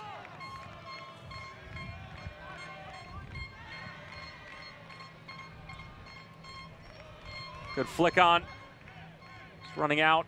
Aubrey able to just usher it out of play, and a goal kick coming for McCarthy, who, as we mentioned, right before the start of the second half. Did not see a single shot in the first 45 minutes. You'd have to go really deep into the history books to find the last time that happened for Louisville City FC, as Galina's taken down.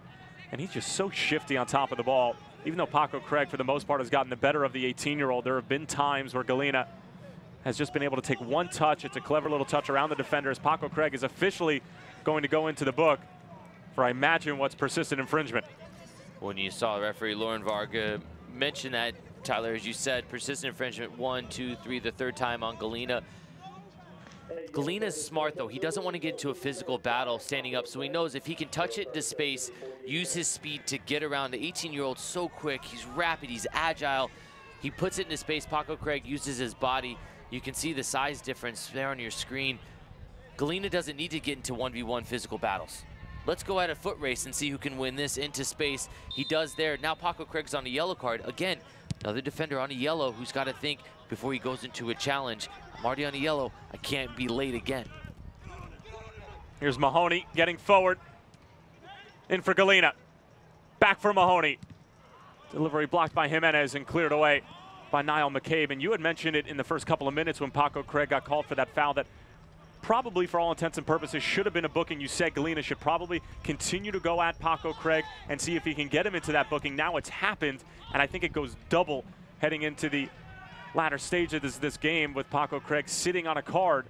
And, you know, it's very much a game within a game and trying to play those individual battles as Louisville is moving up the field. Hill Rasmussen, who came on for Cameron Lancaster right around the 19th minute after that collision with Yarrow. McKay bringing it down.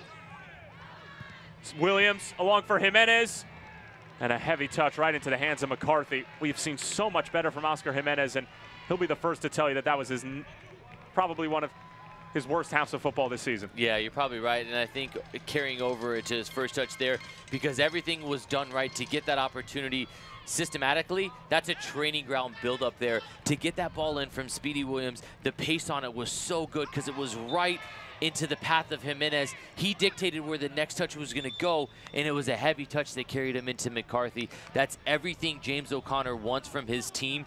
To that moment, it just got to be better in that final touch, that final product from Jimenez there to give himself an opportunity to shoot.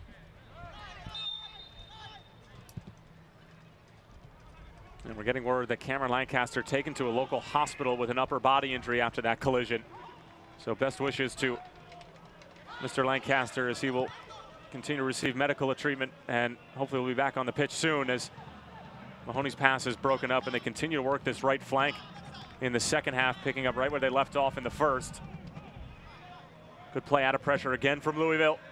On the move, Rasmussen leading the charge. Long for Smith, and a good sliding challenge from Matt Real.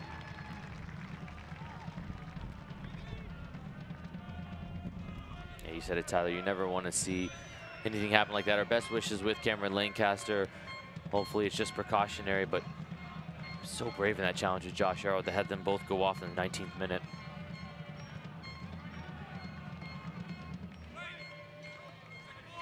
Fall for Jimenez, takes it on the first time. And you never like to see that, the shot that goes out for the throw-in.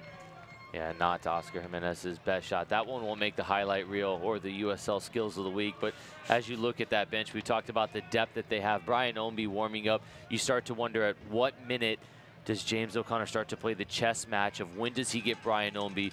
He's got a goal in him always. He's able to create as well for his teammates. He certainly has to be a player that you keep an eye on to enter this match at some point.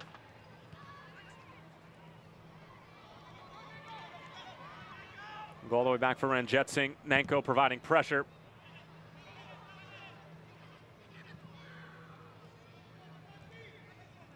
Good battle there. Bethlehem still retaining possession there.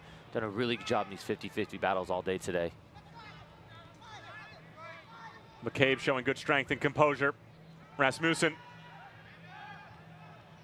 working on Skundrich. Good tackle, and Bethlehem starting to dish it out a little bit more in the second half after they were on the receiving end for most of the first.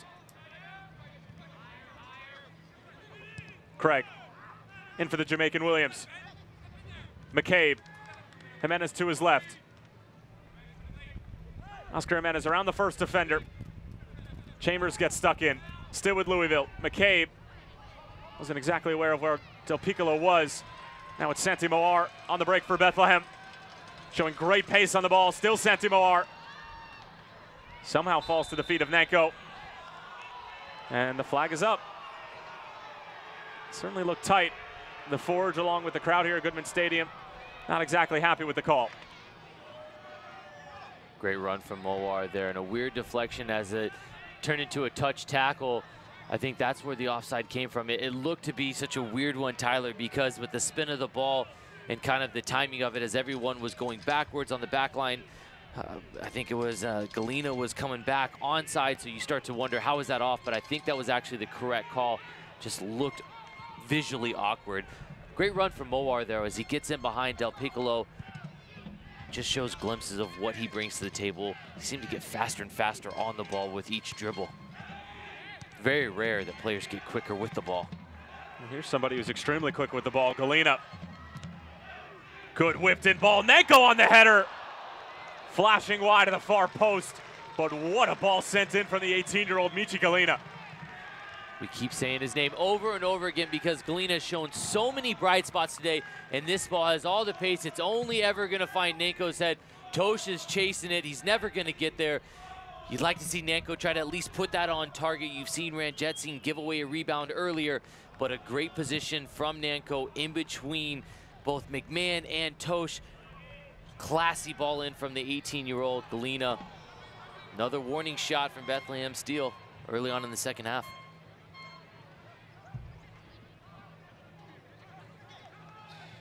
Rasmussen back for Williams. Former Louisville man, Del Piccolo.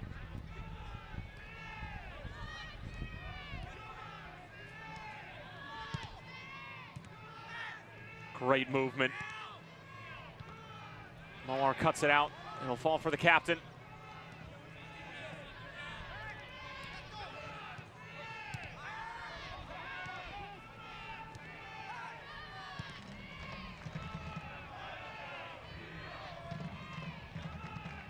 McMahon, encouraging ball forward.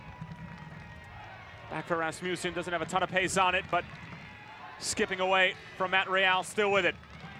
Whipped in, Niall McCabe can't get there. Skundrich with an important touch. And a throw-in coming up for the champions, who are starting to put together some nice passages of play here. About 10 minutes into the second half.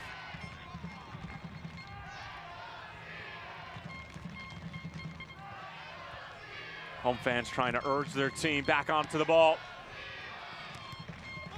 Heavy touch, Mahoney able to get there. Louisville wanting a handball, not going to receive one. Mahoney trying to squeeze his way between Paco Craig and Sean Tosh, but it's a Mahoney sandwich at the end of the day.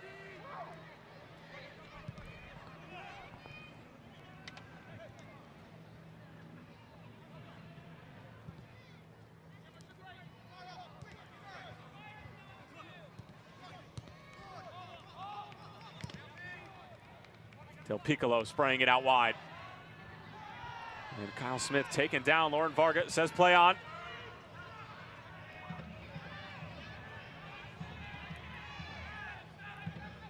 Williams thought about it. Now recycles.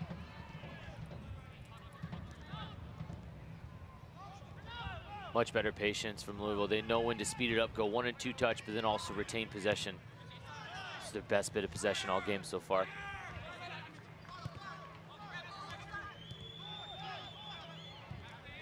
Good ball through. McCabe, a little bit of space.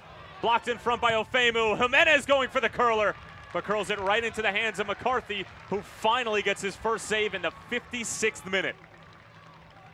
Would have been an absolute peach, Tyler, if they would have capped this move off with a goal. It's a big block in the end from Ofemu.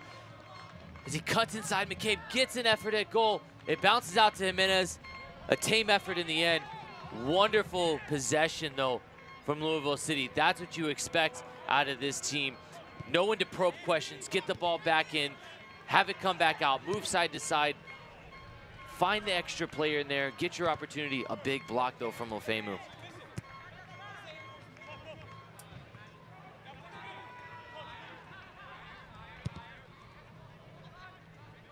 Craig with an inch perfect ball over for Kyle Smith. Now for Rasmussen. Brandon Aubrey stationed well. Defensive positioning of the Bethlehem Steel back line has really been spot on. And as a result, have yet to surrender a goal to the champions. Chambers. And dipping into his pocket is Lauren Varga. Well, now he hesitates. Chambers and Del Piccolo exchanging instant messenger usernames.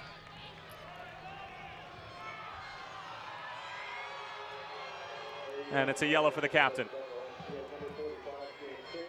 Well, Chambers, I don't think can have any question about that. It's not so much the timing of it, it's the second foot, I think, that comes in late. And as the trailing leg, it's not a two-footed challenge per se, and I can see the complaint Chambers has there about why it is a call, but again, for the safety of the player there, and I think on the back end of keeping the game from getting out of hand, you maybe need to calm the game down. Lauren Varga's done a wonderful job so far of officiating this match. So maybe that's a cautionary caution. Is that a thing? Cautionary caution. Now it is. To make sure that this game doesn't get out of hand. James Chambers, though. James Chambers just flying in on that challenge. I think they call that the Dublin two-step. That is what they call it. Well, Alexis Suahi is going to come on and replace Paco Craig, the 23-year-old from France and who attended Bowling Green University for the latter half of his collegiate career, coming out to the scene here in the 59th. And Chambers going into the book in this game that started physical and is probably going to end physical. Right in the thick of it is the captain for Bethlehem, who was injured for a large chunk of the first half of the season. When we asked Brendan Burke how good it is to have really the man in the middle, said it's been fantastic as McMahon gets a touch to it. Still loose in front. McCarthy keeps it out. A bizarre sequence of events as a number of players had no idea where the ball was except for McCarthy in the end. Yeah, not the best rebound to give up from McCarthy there as he keeps this ball in play. It bounces around again on the end of it. McMahon, it stays alive. He gives that rebound up inside the 6-yard box to not give away a corner kick, but you don't want to give a rebound up inside the 6 as well. McCarthy needs to be more sure-handed there. Concede the corner if need be. Don't give up a rebound inside your 6. Galena in hot pursuit. Sean Tosh this time times it to perfection. We talked about Tyler earlier, a player that's on a yellow card, more likely being the one substituted. Paco Craig on a yellow card now. Maybe that's why James Conner has opted to bring in Suahi with Galena's speed, knowing you're one touch around one direction, go the other way from Galena like we've seen 2 or 3 times on the day from a second yellow and having to play down on the road, down a man. And now you obviously try to win every game, but at what point does James O'Connor not swallow his pride, but say to himself, a point on the road against an informed Bethlehem team coming off of a dramatic, emotional 3-2 win against the New England Revolution in the U.S. Open Cup, a good thing? Well, look, you win your games at home, you tie on the road. And for Louisville City FC, that's kind of the mantra for everyone in soccer in general. A tie, though, puts them in first place with FC Cincinnati, level on points with a game in hand as well. So a result on the road for Louisville City FC is also just getting a tie today. Well, they're showing no signs of slowing down, but at the same time, you can understand sort of the emotional fatigue from this side. Having said that, though, James O'Connor has never approached a game with being just okay with a tie. With the squad he has, with the club he has, the backing he has from the ownership group, everything that you could want, he never goes into a game just thinking, I'm okay with just a tie. He goes in to win every single game. Well, speaking of winning, the USL's official Twitter feed keeps you up to date with news, live game updates, and highlights from around the league 24/7, 366 days a year. Follow @USL on Twitter. A great follow both on USL and on Twitter and on Instagram. A lot of fun features coming out weekly and daily on USL. I really don't know where I would be without that Twitter. I mean, it's constantly popping up. I get to see goals, saves, Jamie Watson commentary galore. A lot of fun things. I love hearing the goals of the week with a Tyler Terrence or a Mike Watts call. Always makes it feel even grander than it is. Grandiose goal calls out of you two normally. Grandiose. I think that is what that means. Was that an SAT word that you got wrong? Well, I didn't get 1,000 on my SAT, so don't come to me for SAT words or help. That was on the test when it was 1,600 was the top. Wow. Just for clarification, not the 2,400. Well, I did mention AIM usernames. I mean, that's not a thing anymore. We so have if we're going to turn back the cut, yep. MySpace? Should we go there, or should we leave it at that? We'll just leave it at you're in my top 8, and then we'll move on from there. Wish I could say the same. Whoever scores the first goal for Louisville or Bethlehem will find themselves in the coach's good graces here. Pressing for questions here, Bethlehem Steel. Nanko along for Santi Moar, looking to take on Pat McMahon. Moar, stutter step, squares it across, it's loose in front. Still with Bethlehem, Galena on the turn, going for goal. It looked like initially Ranjitsingh got a touch, but looks like it's going to be a goal kick, but what a turn from Michi Galena. An incredible buildup. Started with Santi Moar, giving a little bit of the here, there, going one way, cuts to the end line, squares the ball back, beats that initial wave of all of the attacking players. It finds his way to Michi, and then he just is unable to, he's not able to keep it on target. Ranjitsingh went flying, trying to chase that. Big opportunity again for Bethlehem. And interesting to see Brian Ownby coming into the game now. We'll see, speaking of goals, an incredible world-class goal midweek against the New England Revolution. Be interesting to see what he can bring to the game. A guy that always looks like he has a goal or can create a goal in him. See if the last 30 minutes he can provide something. And we are going to get another youngster coming onto the field for Bethlehem, Jeremy Raffanello. Recent academy graduate coming onto the scene here, replacing Chris Nanko. What a week for the youngster coming on. And the Bethlehem Steel FC player substitution is brought to you by the Lehigh Valley Health Network.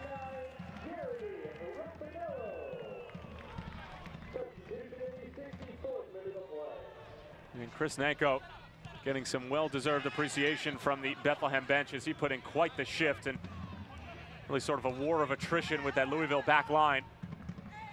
This one slid through, but Brandon Aubrey, some bullish defending. Really good use of the body there by Brandon Aubrey. I thought Nanko was very good today. I thought he put a good performance in, showed himself well against a very good disciplined veteran back 3, back 5 at times when the wingbacks track back for Louisville City FC. A good showing for Nanko. A lot of glimpses out of the youngster as to what the future holds for him with Bethlehem Steel and potentially with the Philadelphia Union. Currently committed to go play collegiate ball at Penn State University and is going to enjoy his summer months with Brendan Burke and company.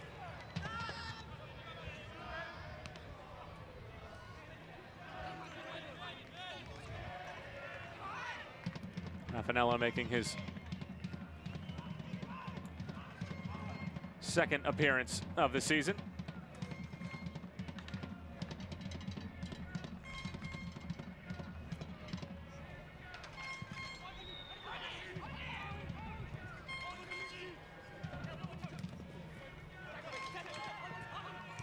Ownby. Brian Ownby on the move. Around Ofemu. Ownby chips it across, and Brandon Aubrey cut it out before it could get any further. But right on cue, a man who scored the 4th goal in a 4-0 win for Louisville against Bethlehem in the playoffs a year ago, on the move here. Great bit of skill by Brian Ownby to get to the touchline. Beats an on-rush, and McCarthy isn't able to find a Louisville City FC player on the other end of it, but a good warning sign early on after an introduction for Brian Ownby. Ownby trying to bring it down. Galena getting there, and a foul against Ownby. Nothing too malicious in it. Was going for the ball, obviously.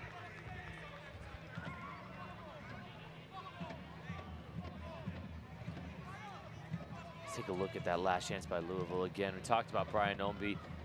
This is the touch across that gets him in behind, and he's able to go towards goal. Look, the angle is closing down as he gets closer and closer. Ofemu does a good job as well, but I want to go back to Moar's opportunity a few moments ago. Look at this little turn of pace.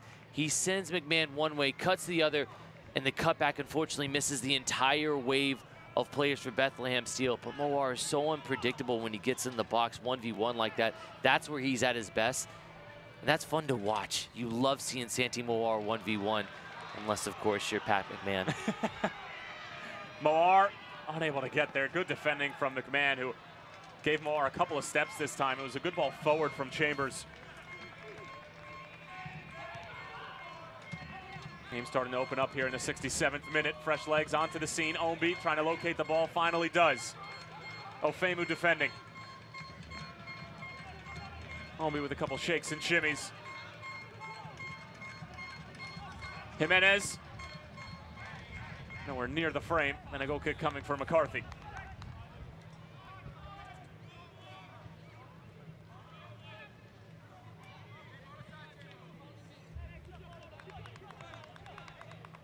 Let's look at it again. Oscar Jimenez keeps finding himself in opportunities to get cracks at goal, but again, it just hasn't been the type of performance we're used to from Oscar Jimenez. The efforts have been wayward. They've been high and wide. You'd like to see him try to, maybe in this position, if it's not going well, continue to work hard, look to create for others, and wait for that moment when you find yourself in the position and have a short memory. Forget the missed opportunities prior in the match and be able to collect yourself and have composure on the road when your team could really use you at the final moment to get that final touch. Santimoar taken down by Kyle Smith, as we'll take a look at some fancy footwork from the Spaniard. And just so quick, so effortless. Always looks at ease when he plays. Piccolo showing great skill to bring that down, and Speedy Williams fouled. Restart taken quickly by James O'Connor's crew. Oscar Jimenez. Long for Brian Ombi. 3 goals in the postseason a year ago. Ombi only as far as Ofemu.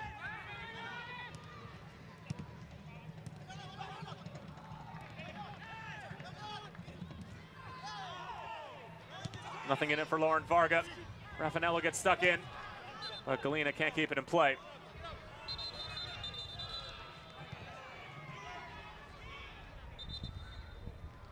Really good build-up from Bethlehem. Still a little up, back, and through. You see the job of the target forward, Raffanello, as the ball comes in. Be able to play with a little bit of pressure on you, keep possession, and your team was able to break free. Unfortunately, it goes out of bounds there. But again, good, better soccer, good bits of spell from both teams now, where you see possession really being the key that undoes teams. It's hot, the teams are in a hydration break. So when you're keeping the ball and you're letting the ball do the work, your team is able to relax, catch their breath, have the other team work side to side, back and forth, until someone eventually gets too tired, Tyler, and that's where the hole opens up. Somebody eventually, when you go side to side enough, is going to get lazy. It's not going to get over into position quick enough, and an opportunity is going to break free for one of the attacking players. Right now, defensively, though, the teams have done very well at being compact and not giving away too many glaring opportunities. Well, while we have a moment, we talked about Bethlehem's upcoming game against FC Cincinnati. They'll return home after that for Louisville City.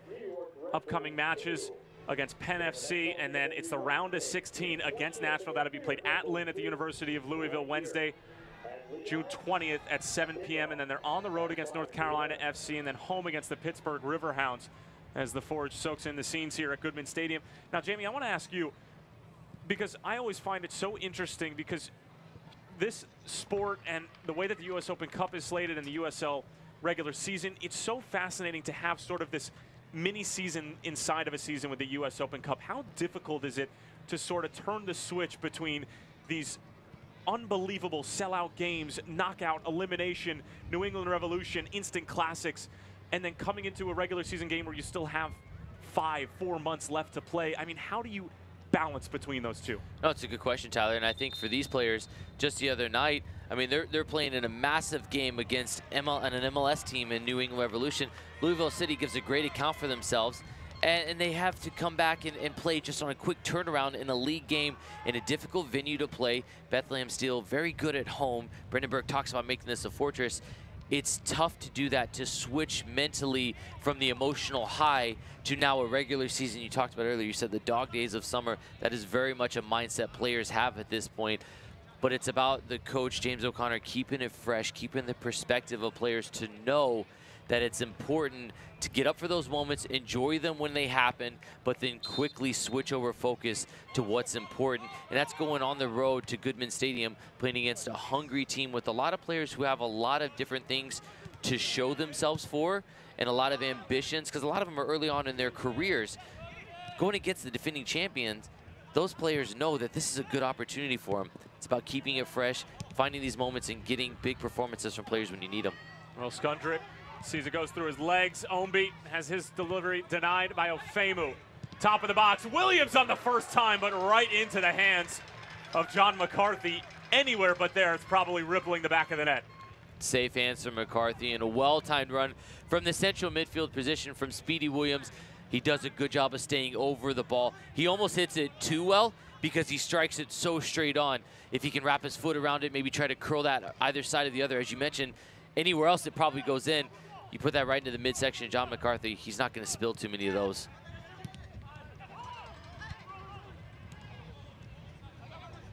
Ownby, Jimenez overlapping. It finds Oscar. Byline, deflection in front. Ofemu gets a half clearance to it. Back out for Williams. Now it's Kyle Smith. More good defending from Matt Real.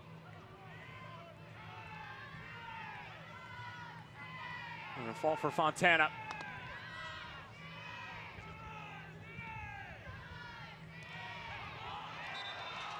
Raffanello. And it's going to be a handball as James O'Connor wasn't exactly happy with the call, but we'll take a look at this great build-up play.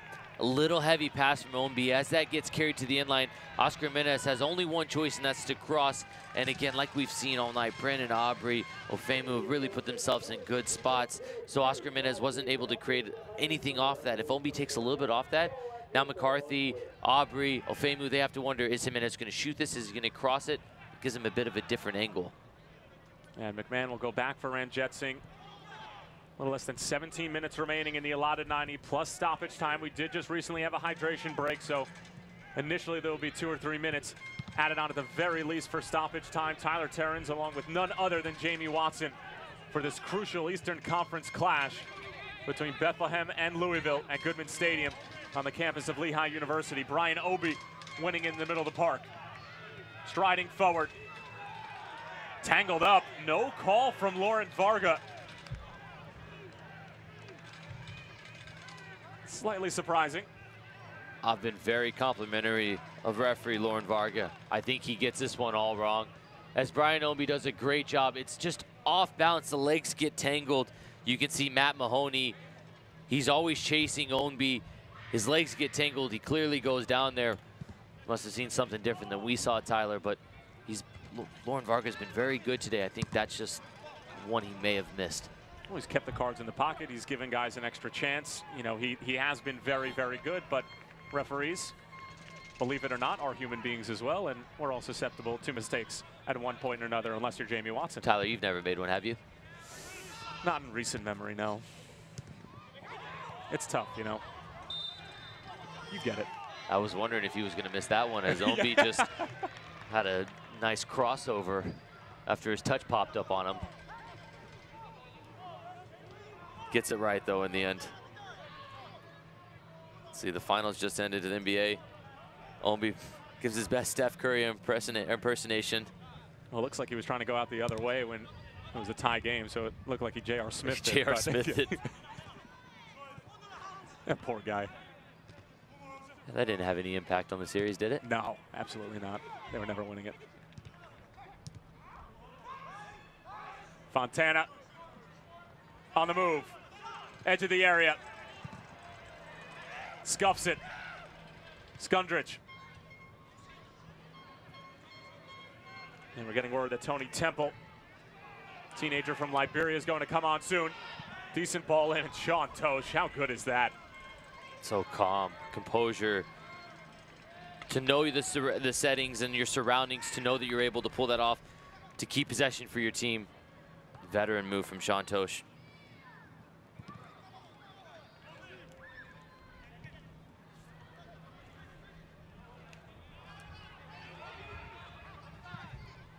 Suahi, Frenchman over for Oscar Jimenez.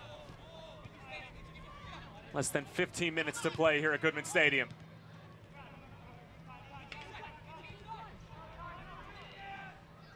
McMahon. Not his best ball.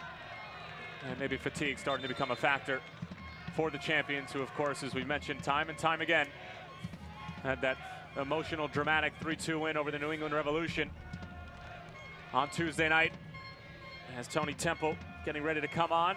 And this Bethlehem Steel FC player substitution is brought to you by our friends over at the Lehigh Valley Health Network. And Temple going to replace Michi Galina, who just continues to impress.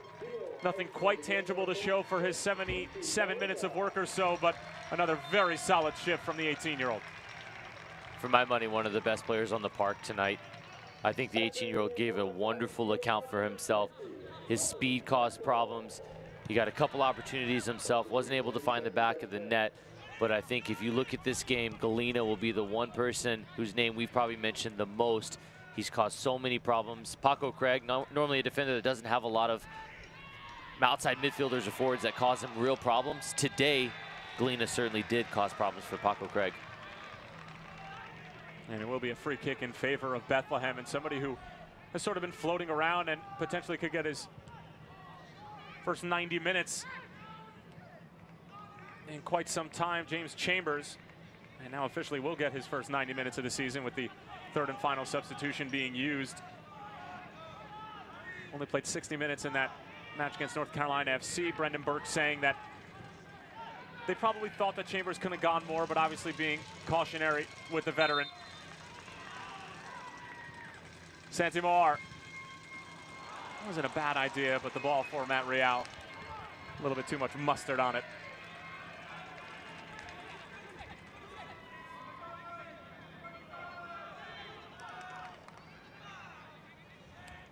Fans, voting is now open for the USL's monthly awards for May. Cast your vote for Player of the Month, Goal of the Month, and Save of the Month this weekend at uslsoccer.com.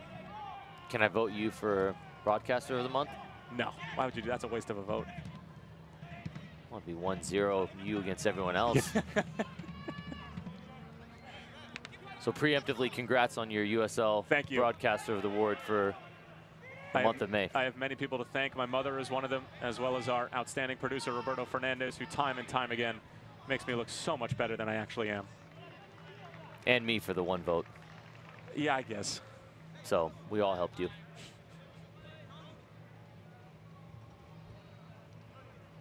Love to see a goal that wins Goal of the Month for June. Could be a winner right here. Now? Yeah, let's find it from either team. If you had to say it right now, who's going to find it? Brian Ownby is always a safe bet. A flair for the dramatic. I'm not asking for the safe bet. I'm saying, what does Jamie Watson think? Okay, I want Speedy Williams for that deep run from the midfield to come in. Make me look like a genius.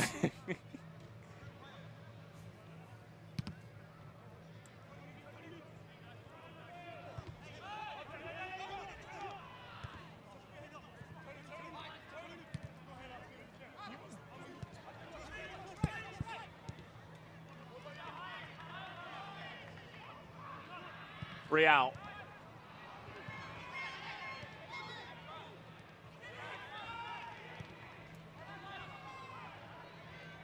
Into the final 10 minutes. Rasmussen. Ownby.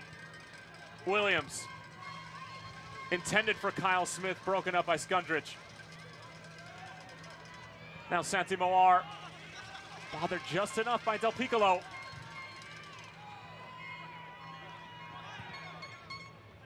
In for the captain, out for Jimenez. Early delivery, can Ownby get there? The answer is no, because John McCarthy read it the entire way. Oscar Jimenez with a fantastic ball in behind. He gets both center backs running to his goalkeeper. John McCarthy on rushing. It's a great ball in. Oscar Jimenez puts just the right amount of pace in there, and he's a half step in front of Brian Ownby there. What a great opportunity, though, for Louisville City FC. Raffanello playing a game of Twister with Alexis Suahi.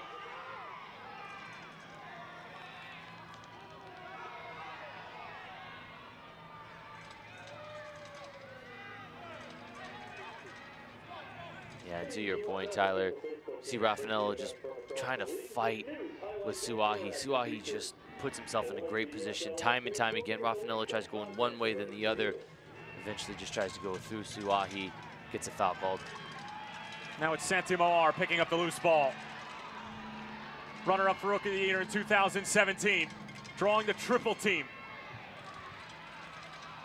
And runs out of gas. right when the moment asked the most of him. Rasmussen on the turn. Ownby. The foul's going to go against Louisville. Their bench is up in arms, but not exactly sure they have a case. Yeah, I actually think as Brian Ownby takes his touch one way, good positioning there to just get in front. Ofemu does a good job of just getting his body in between Ownby and the ball. Makes himself bigger than he is. He's already a big enough boy as it is, but Ownby trying to get around him. Doesn't like the call, but I think it's the correct one.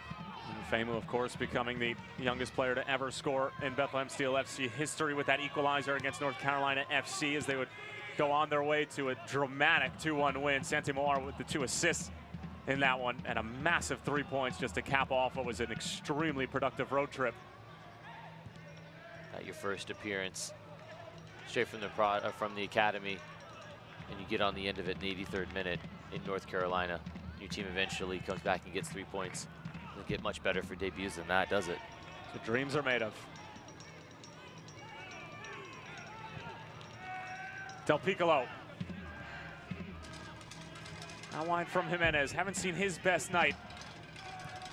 Still time to rectify that. Sean Tosh taking the space given to him. The space is inside. Tosh. Little back heel. Kyle Smith sending it along. It's loose in front and a huge challenge right at the last. I believe it was Mahoney. Raffanello trying to find Ofemu, who's making that darting run. Oh, excuse me, that was Tony Temple. If Bethlehem go on and win this game, or even if they're able to hold on and draw with Louisville City, that could be a play we look back and say Matt Mahoney saved points for his team with a wonderful last-ditch effort. Clever little back heel, a flick on, tries to get in behind, and then a massive, well-timed tackle in the box to stop a clear 1v1 from about 16 yards out. Great challenge from Mahoney. Raffanello, great touch, allowing Santi Moar to move forward. Moar twisting and turning, trying to get the better of McMahon, but this time, the center back standing tall. And Rasmussen clears it out of any further danger. Ownby bringing it down. Plenty of space to play here in the Lehigh Valley.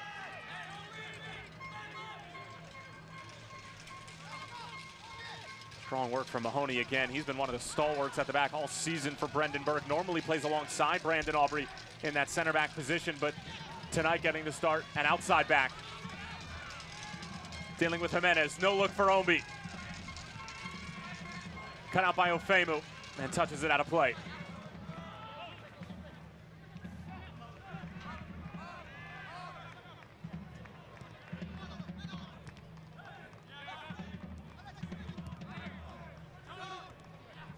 Del Piccolo.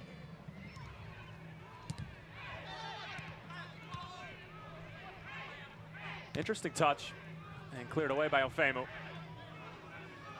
Oops, don't need 2 of those. You got it, no, I got it. Okay, you take that one.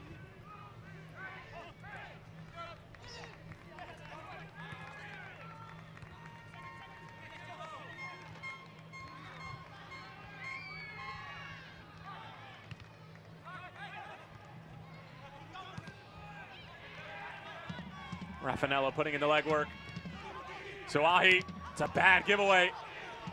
Bethlehem asking for a handball. Not given by Lauren Varga. Chambers letting the ball do the work. Linking up with Raffanello.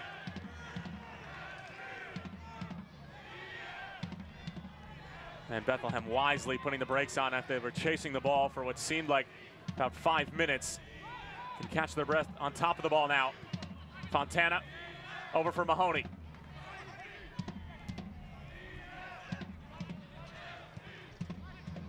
Matt Real. Dinked over the top. McMahon has really been on top of his game in the second half.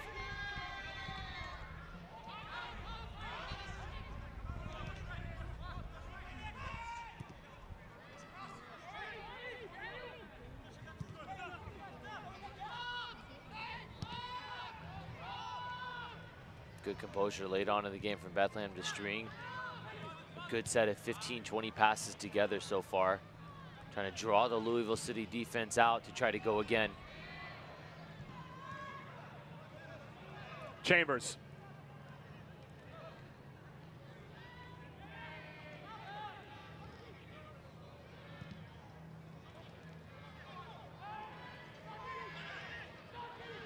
Santi Moar. Chambers back for Moar. Able to curl it into the path of the Spaniard. Dancing with it. Real. First time into the box. Temple. Oh, he was onside. Wow, what a moment. What a moment after an incredible buildup. Temple puts that just wide in the end. Let's go back and look at the opportunity from Louisville at first. The back here we talked about, Mahoney's last-ditch effort to challenge against Hillich. What a tackle, and then it led to the 15, 20, 30 pass sequence from Bethlehem. Temple getting on the end of a cross from Matt Real. And if you could only guide that on target, Ranjitsingh was a little late to come out for it. It just bounced harmlessly wide in the end. Temple has Tosh beat for pace, but Tosh going to ground and getting it all right. However, he does concede a corner in the process. 89th minute of play, and Bethlehem have a corner. Concentration must be at an all-time high for Louisville City FC. This is a big moment in the match. You need to make sure everyone's accounted for, and for Bethlehem, Steele, the delivery has to be on point from Anthony Fontana right now to give your team an opportunity to get a late winner. Louisville, for the most part, electing to match up with his corner zonally. Bent in, Temple, the header, over the bar. Just can't get over it as Temple's falling away from it. Can't get his body going towards the ball. Can't stay over it. And in the end, just hits his head and just guides it over the post harmlessly.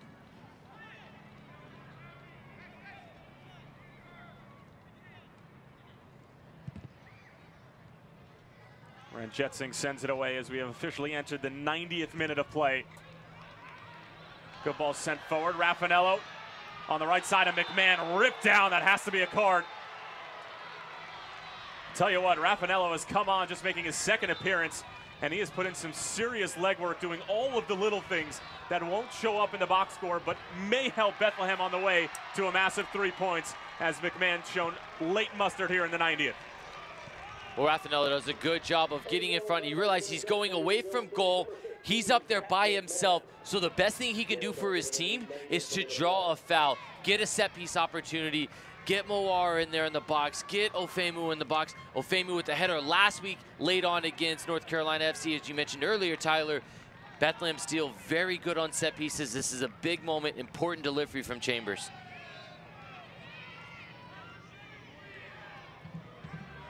Can the captain deliver? His comrades await right at the edge of the box. Chambers keeps it low, takes a deflection, and Ranjitsingh can handle it cleanly. The skipper has gone for the wrong decision. He's gone for goal himself. Instead of trying to put a service in for some of his teammates, he's got to just give his team the opportunity with 6, 7 players forward in the box instead of calling your own number from 28, 30 yards out from an angle. The wrong decision at the wrong time from Chambers. And now at the other end, Louisville City will get their opportunity with a set piece to get everyone forward. 4 minutes of stoppage time here in the Lehigh Valley. Both sides looking for 3 points, on the verge of having to settle for a point apiece. Jimenez.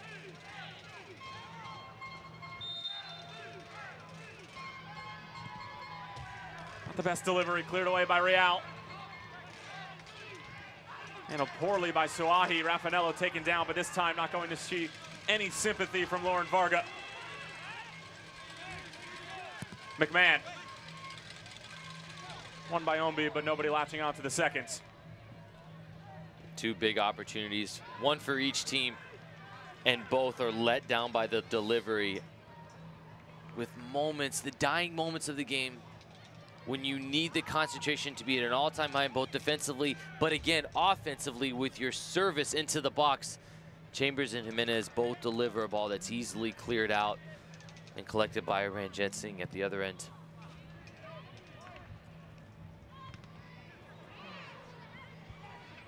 Pinballs around again. Another gritty play from Raffanello. Just gets a touch to it. Tosh finding Jimenez about halfway through the added time. Jimenez keeps it in play. Certainly was nifty and cleaned up by Skundrich.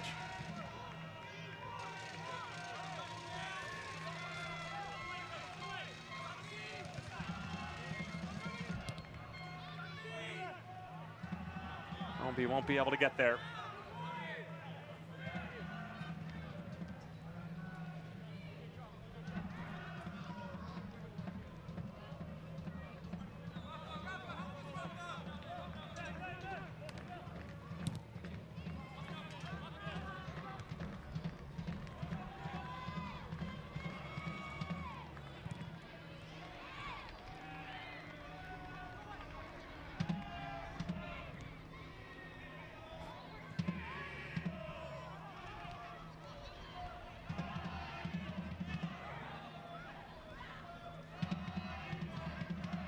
Fontana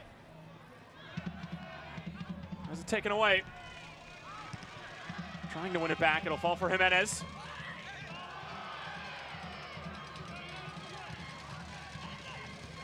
Ownby. Jimenez back for the veteran. Great sliding challenge from Ofemu. An incredible tackle from Ofemu. Well timed. Jimenez a heavy first touch. Fontana sends it away, finding Raffanello, holding up play beautifully for Bethlehem. But just out of the reach of Tony Temple. Bethlehem still opted for Josh Yaro today to start the game instead of Ofemu, but he has been so good after being called into the action after the injury in 19th minute. He's been fantastic next to Brandon Aubrey in the back line today. And McCarthy daring Illich to come and put pressure on him as we're officially into the 5th minute of stoppage time.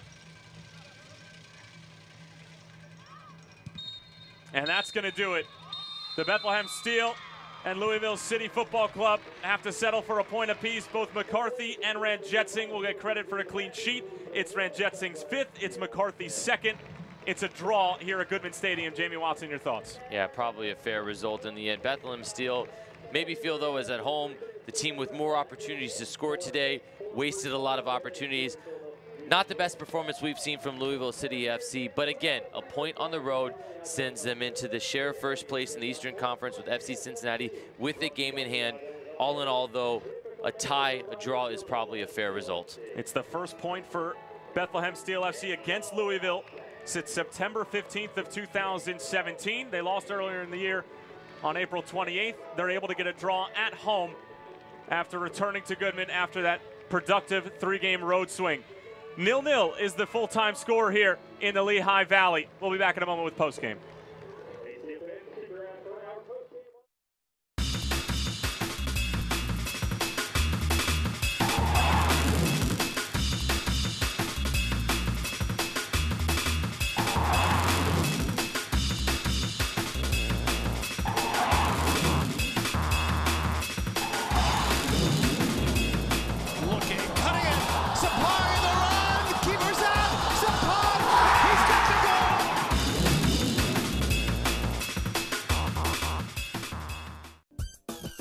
Upgrade to the ultimate entertainment experience. One box, one remote. One place for live TV, recordings, and your favorite streaming apps.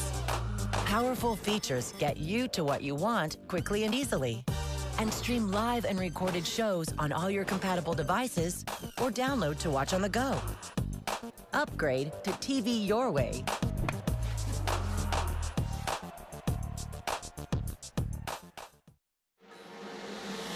It can happen over time or in a snap. If joint or muscle pain has taken you out of the game, we can identify the root cause of your problem and develop a sport-specific treatment plan to get you moving again. Over 400 medical experts strong, the region's only nationally ranked program, That's orthopedics in action at Lehigh Valley Health Network.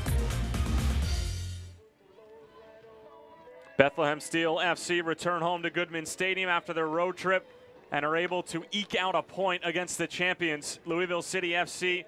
Maybe a little bit of a U.S. Open Cup hangover after their instant classic victory against New England Revolution on Tuesday night. Also have to settle for a point against the side they ousted in 2017 in the USL Cup playoffs. Tyler Terrence, along with the man, Jamie Watson. And Jamie, you know, we had a feeling that this game could be hard fought, could be physical. Both were true. Unfortunately, we didn't see any goals. However, we did see some great pace from Chris Nanko all day. Well, a lot of close chances, almost maybes. And you saw a lot of half chances that turned into great saves or last-ditch efforts from the goalkeeper Ranjetsingh. Before here, Pat McMahon on the 6-yard line, throwing himself in the way of Santi Moore's effort. A big-time clearance after Nanko's pace again gets him behind. Here's an opportunity that's spilled. Galena sends this one sky high, but he was offside, so it didn't matter as well. The first half was really surmised by that. Bethlehem still getting a chance, but not making the most of it. And then again in the second half, this may have been one of the best chances. Galena sends the ball in, Nanko gets on the end of it, guides it wide. Galena was very good all night, as was Nanko. Louisville City FC would certainly have their chances. This one was a bizarre play. McCarthy ends up getting a foot to it.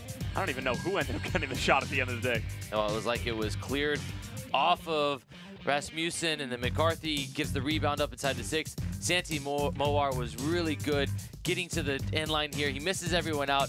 Another effort will come off the back of this, but really, again, Ranjetsingh had it covered. It was only a half chance at the end.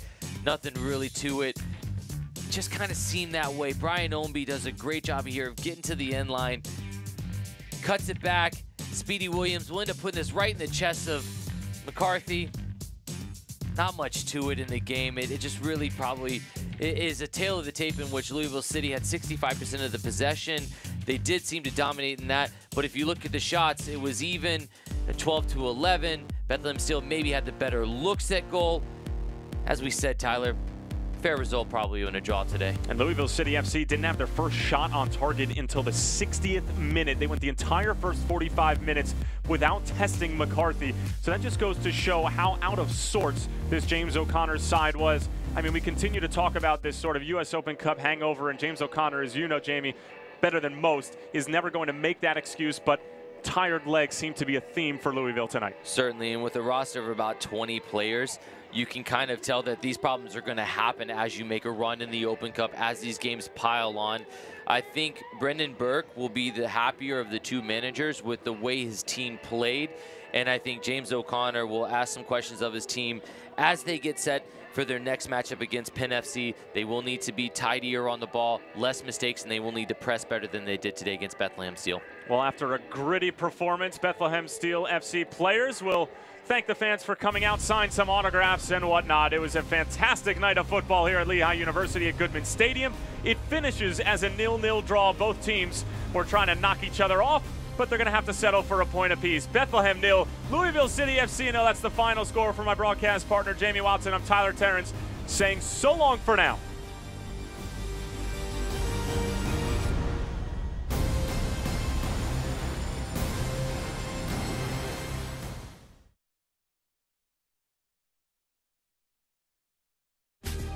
This copyrighted telecast of the United Soccer League may not be retransmitted, rebroadcast, or reproduced without the express written consent of the United Soccer League.